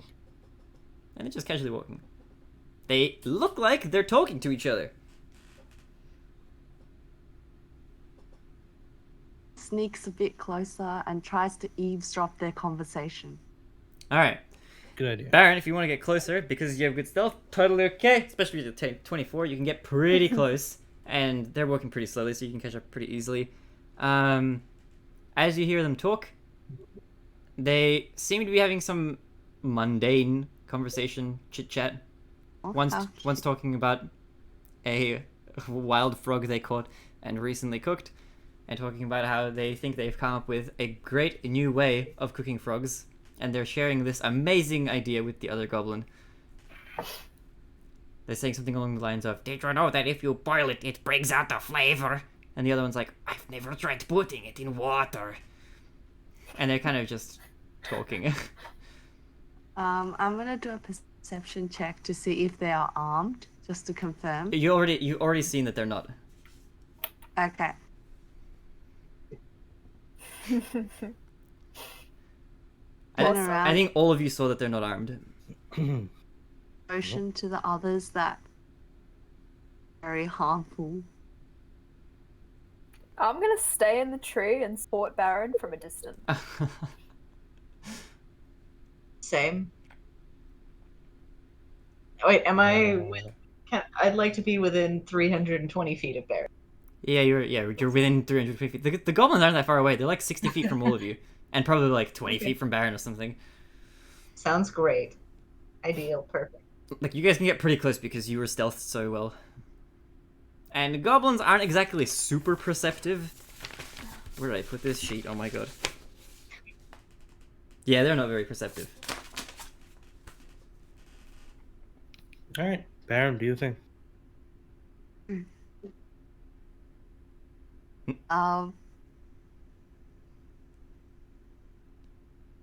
Casts. Wait. I just heard casts. It's not like... Yeah. Oh my... Sleep. On... Oh, How okay. many targets can you target for sleep? It's like a cone. So, Is it? Okay. alright.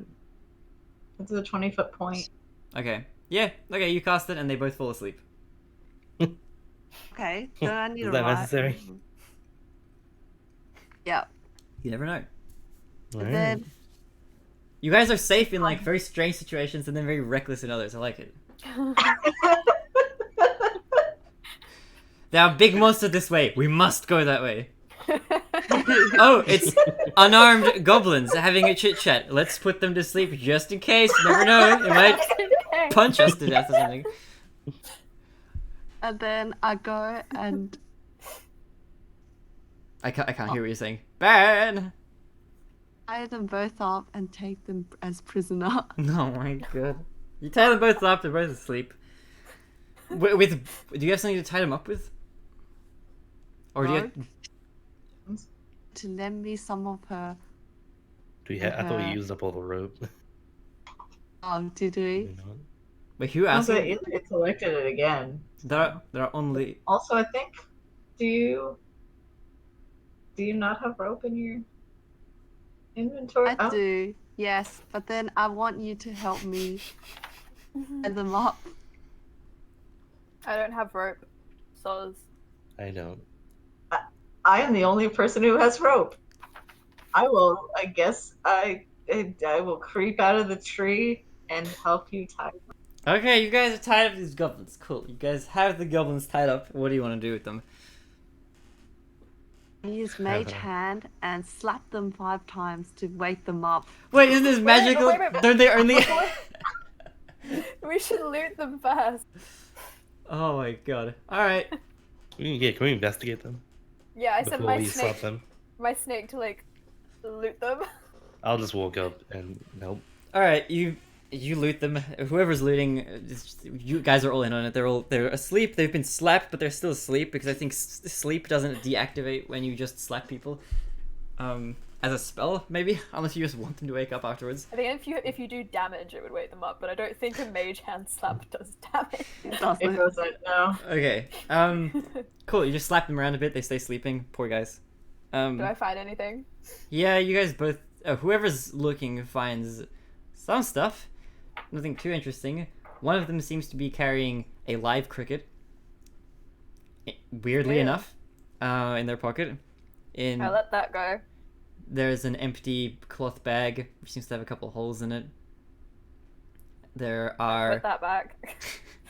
This is on the same goblin. That same goblin also does have a potato. Then looking at Give the potato to Baron. Oh. Let's say if the potato is in the air, Early would go to steal it. I toss the potato up over once, Alright, you toss and the potato. I keep looting. As you keep looting in the other goblin's pockets, you find, again, another cloth bag. This one's slightly bigger, but still not very big, with some holes in it, more so than the other one. And a single fried frog. Then in the other pocket, you find another 2 fried frogs. And they are not carrying anything else of note. I give the frogs to Baron, and I want to examine the cloth bag. See Actually, they also do have some like small pebbles in their pockets. Oh, I give the pebbles to Ilya. Yeah, they're kind of different from the ones that you generally find around the island. If you want to investigate them, I can tell you more about the rocks. Okay, I investigate the rocks to see if they're crystals, and if they're not, I will give them to Ilya. But first, I will investigate them. Alright, feel free to investigate. Okay, it's an 11 plus 5, which is 16. Alright, you're not 100% sure if they're gems, but they don't look like any gems that you've ever seen. They do look like small pebbles. They do look a bit different from all the pebbles you've seen kind of around the island and the general stone that seems to be the one that the cliff is made out of. They're all very smooth and very kind of... They look like they're polished in a way. How many of them are there? One of them has 10 in their pocket. The other one has about 6. So Are they dice? They're not dice. I keep 2, and I give the rest to Ilya. Okay. So it's that. How many? That's 14, I think, that you have, and 2 that Core has. Of these small, smooth, round pebbles. They're all roughly the same size. And Baron has some fried frogs. Fried frogs. Yeah, you have 3 of them, I think. Are these guys like near the pyramid or? They're kind of in the general direction of it. So if you want to walk a little bit further, you'll probably run into it / see it soon. Right. So if that's all you guys want to do, and you gonna leave them tied up here, or what are you guys I'm doing? gonna ask why we did this again. To steal all their personal belongings All the fried frog. And potato. and potato. We're so evil. That is I consider that a prized possession. At the very least, we should probably wake them up. They could raise an alarm. They Ow. can identify us. Put bags over their heads. Oh no. Ilya just has a You guys are mask over their terrorists, I face, swear. just like can't recognize who.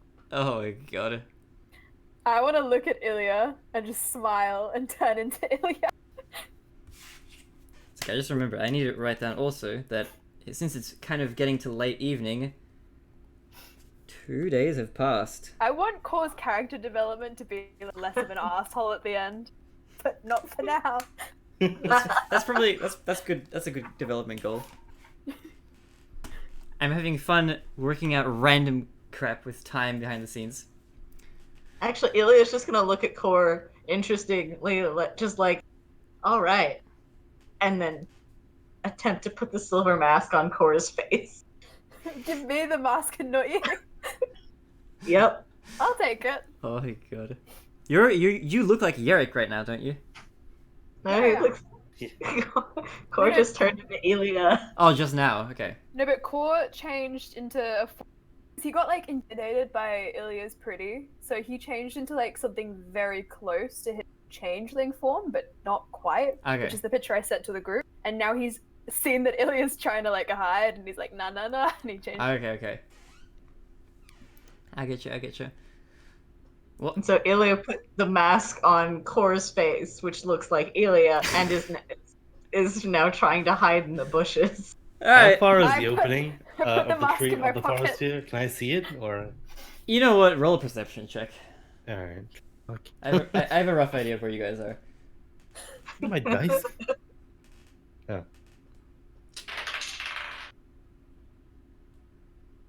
16. 16. If you're looking through the trees, you can kind of see some sort of structure. Kind of. It doesn't Alright, look I like the will- pyramid, but you see something in that direction. Okay. Can I like stealthily walk over it? Yeah. Sure. So as these guys are sitting around these Yeah, sleeping. no, I'm ignoring these guys. That's Obviously, like, kind of whatever. no, you wear the mask. As they're playing dress up, you go and you walk over. I put the mask on Baron. Should I run a stealth check? You or wear the am I mask. good No, you wear the mask. You wear the mask. Zinga. You're still stealth. I'm letting you keep your stealth now because like Oh, okay. you roll it initially so you can keep it for until you decide to come out of stealth specifically. Because these guys fell asleep and they didn't notice you, you're still technically stealthed. to- Alright, cool. Alright. As you walk and you kind of approach the area where this structure is, a quote unquote structure, as you get closer you realize it's kind of a cloth. And walking through, the trees do start to separate a bit as you walk maybe 60 feet in this kind of rough direction. And looking through the trees, you do see that there's like a kind of a clearing here. And in this clearing, you see a few goblins walking around. You see some tents. You see a slightly bigger tent. You see a couple permanent looking structures. The first of which, the one that immediately catches your eye, is a few hundred feet in front of you, directly from where you're staring. You see a very big pyramid. Kind of to your right from where you're looking, you also see a much smaller kind of stone-looking structure, which isn't in a very nice pyramid shape, but it's still pyramid-ish. It just seems a little bit more hastily constructed. And you see a few goblins walking around. You see some bigger goblins, you see some thinner goblins, you see some little goblins, you see some prettier goblins. You see all sorts walking around and kind of convening and talking. And you see some of them walk around this pyramid as well. And you do see a couple of goblins walk into the pyramid, in the big one, from where you're standing. While you're observing, how are you guys going with the bodies? Can Interrogate them. before that, can Ilya get their mask back from Baron, who Cor gave it to? Yeah, sure. Back. I want my mask back now. Also, just It's not funny, guys. really quickly, I'll just double check to make sure everybody's okay. Do you mind if we go for like a little bit longer? We've just passed like 3 hours, but How much longer? Because I've got a driving lesson tomorrow. we should be early tomorrow. depending on what you guys do, we should be done within or at a point where I can kind of end it in within 20 minutes. 20 minutes is okay. Yeah. Yeah, if it gets too late there, I'll just cut it short. Okay. So, do you want to wake them up or let your sleeping spell stop? Okay, so they wake up and they're kind of stunned. They look kind of shocked that they've been tied up. And they kind of just yelp in fright, but are mostly silent, just staring at the three of you that are around them. Speak in Goblin. Okay. You're so silent. I speak in Goblin, and there's just like a mime. I'm speaking Goblin. Like, here. What? Who are you? Who are they? Okay. They look very stunned that you can understand / speak their language. Whoa, okay. And they don't really seem to be aggressive or anything like that. They're just more so curious. As you ask them, they kind of look at you with skeptical eyes and seem hesitant to answer. But after a short while of thinking about whether or not they should give you an answer, they reply, "This is our home. Who are you?"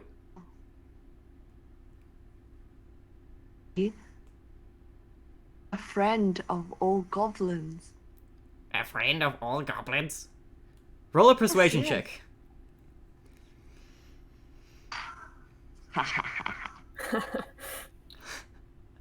5. Oh my god. Alright. 25, I think. Okay, Oh. cool. They're convinced. The gaze in their eyes turns a little bit more warm. As these two wretched creatures look at you. A friend. Then they kind of look at themselves. Why are we tied up, friend? Because I thought having a really, really long day today. My friends and I have been chased. I just got to the point where of everything. I can't hear you. Vicious of everything. Okay. Suspicious of everything. I can't trust anyone anymore, which is why I had to do it. Oh. Okay. Baron, do you want us to untie them? Not yet. They don't I think Baron's secretly a bit into it. Um, no. Baron, I- no! to the goblins, but I see that you guys What? hate goblins, Oh, okay. Really great goblins. Why? and Thank you. because went so far, attack me. Oh, okay. I've never met an elf before. Elf. And they kind of look to each other. Yes.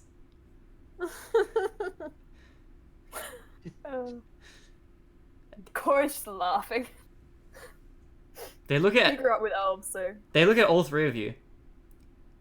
You are very weird elves. The other two of you don't hear that though, because you don't understand it at least. We are all What? What did you say? Did you say that you're all What? goblins? we're all tabaxi. Fool! You're not Had a lot of tabaxi. plastic surgery. We know tabaxi. We do not like tabaxi. That was a joke. Tabaxi are kidnappers. You are no friend if you are tabaxi. I'm not tabaxi. I was telling joke. Ha ha ha ha ha ha. Oh, ha ha. Where do you live?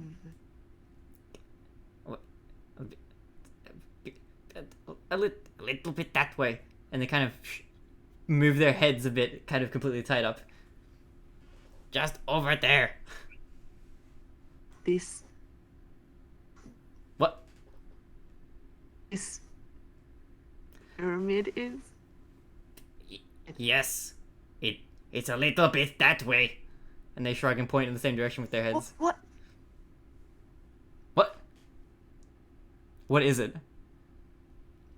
It's where our leader resides.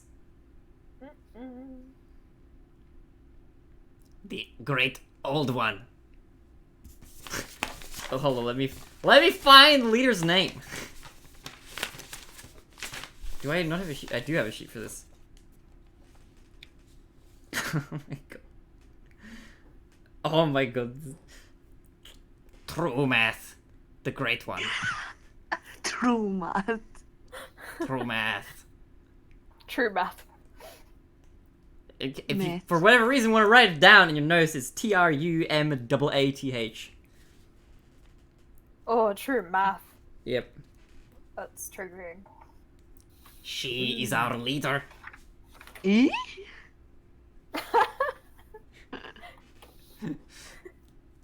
It's probably a goblin, Baron. Eh?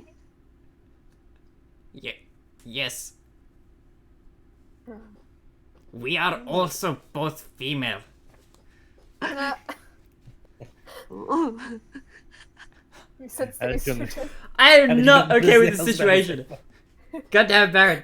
Did you know Contain this yourself. was- I love that Baron doesn't discriminate, but this is not the time. These I thought- ladies. They had to be, if they were horrifically ugly, doesn't it like not trigger Baron estrogen? Horrifically ugly. They're like Yeah. cute goblins. I think goblin. Okay, fine. For goblins, they look like goblins, but also they look like goblins. So make of that what you will. Hot stuff. That's fair. I'm gonna. Okay. Is it possible friends could place? What? Would you say they could place? Stay at your place for a rest? It is not very big, but we can try. You guys think? Do you? I like If you're to relaying stay all in that the information. tree. I'm still in the other area. So. I mean, I also tend to prefer trees to goblin invaded areas. Fine. You can go investigate and then see. Do you want me to? I would like my rope back. Can I untie them now? Friends, what are your names? Oh my god. They look at each other and they kind of look back at you hesitantly. The one that was talking the whole time says, "My name is Ubank." And Okay. the other one kind of more quietly, who hasn't talked up to this point. "My name is Brock." Brooke, nice to meet you. Let me just This write down what I. Okay. ropes. Is Baron hot for these goblins? I want to see if I can perceive that. Sure, you can insight check their expressions. Is Baron hot for these Baron. goblins? What a Oh, quote! see- Alright. Oh, okay, it's pretty good. It's a 14 plus. It's an 18. Alright, so you know how, to most people, when you look at goblins, they're these kind of like horrific, gross, ugly, disgusting creatures that are like covered in filth and mud and stuff like that. They seem to kind of have the same expression when looking at all of you guys. No. Like, is Baron like? Oh, I thought you meant like what the goblins think. I don't care what the goblins think. Oh, okay. No, okay, that's up to Baron to decide then. You are. Looks at them in a different way, with a different gaze to what most people look at them with. Okay. Core looks disturbed and goes to Ilya. It's like, we're gonna camp in the trees. I think. Cora's I don't gonna wanna see kidnap where himself this an ends up. interesting love interest. And Ilya's just looking at the goblins like, I have no clue what's going on. I'm I just making want my to way go back back. to the hill. Not sure what I'm doing. Alright. I don't want to join Baron and his goblin orgy. Alright, so as you guys I kind of was- reconvene, wait, Baron, did you want to say something? I was just going to take a long rest in their house because it would be safe. It'll be safe. Yeah. It is like evening Yeah, time, no. so if you guys want to take long rest someplace, then we can arrange that, I guess. Intention. But the goblins are Baron. like kind of, yeah. I mean, save it taking out the trees, right? Yeah. okay, you guys can. I mean, Baron, do you want to go with the goblins? I'll say, okay. What? Say again. Upon second thoughts, you know what? You ladies tomorrow. More about your supreme leader. Quite late. Quite late, and I need to sleep with my friends. They kind of look at each other and look back at you, and they just kind of looking. They just look grossed out by your general presence. All right. Sure. If you want to untie them, they kind of brush themselves off and head back off, and they kind of scurry off back in the direction they came from. They look kind of partially traumatized from that experience. I can turn into a goblin, but I'd just rather not. You want to turn into a I goblin said that to around Baron? No, I say to Baron, I could turn into a goblin, but I would not. Silly I have limits. pixie. You are a male. You have no power here. I meant more as like a disguise thing, but yeah. Yeah. Okay. Okay. And also, I'm 6 foot tall right now. Not so much of a pixie. You have no power here. That's because you're compensating for something. I know it. I look Baron up and down in his French artist outfit and say, "And you're not." I'm unfazed. When Baron like turns, I like turn his hair orange again. You guys. Alright, you turn Baron's hair, but you turn Baron back into Candlelight Baron. Candlelight. Hello, can I interject here? Yes. I'm pretty sure they're gonna go back and talk about what they saw here. And there was a big camp over there, and maybe we shouldn't be here. Oh wow, a reasonable Yeah, suggestion? maybe Those are touch rare. Should we go I'm find a just tree? saying, Oh, who knows? It'll totally be fine. it's probably a good idea. I'm looking forward to you guys sleeping next to the goblin camp. Maybe we should backtrack a Yeah, there bit. were a lot of goblins back there. I don't know. But there's a Yeah. golem that way and there's goblin this way. Maybe we can go in the middle, find a tall tree, and sleep there. And go up. Yeah, Yeah, I like that good plan. idea. Alright, I'm gonna say that sounds reasonable enough. You guys walk back a bit in the direction that you came from. There isn't a whole lot of space between you and the rock cliff that you came from, but you do manage to find a nice big tree kind of in the middle of everything that seems to be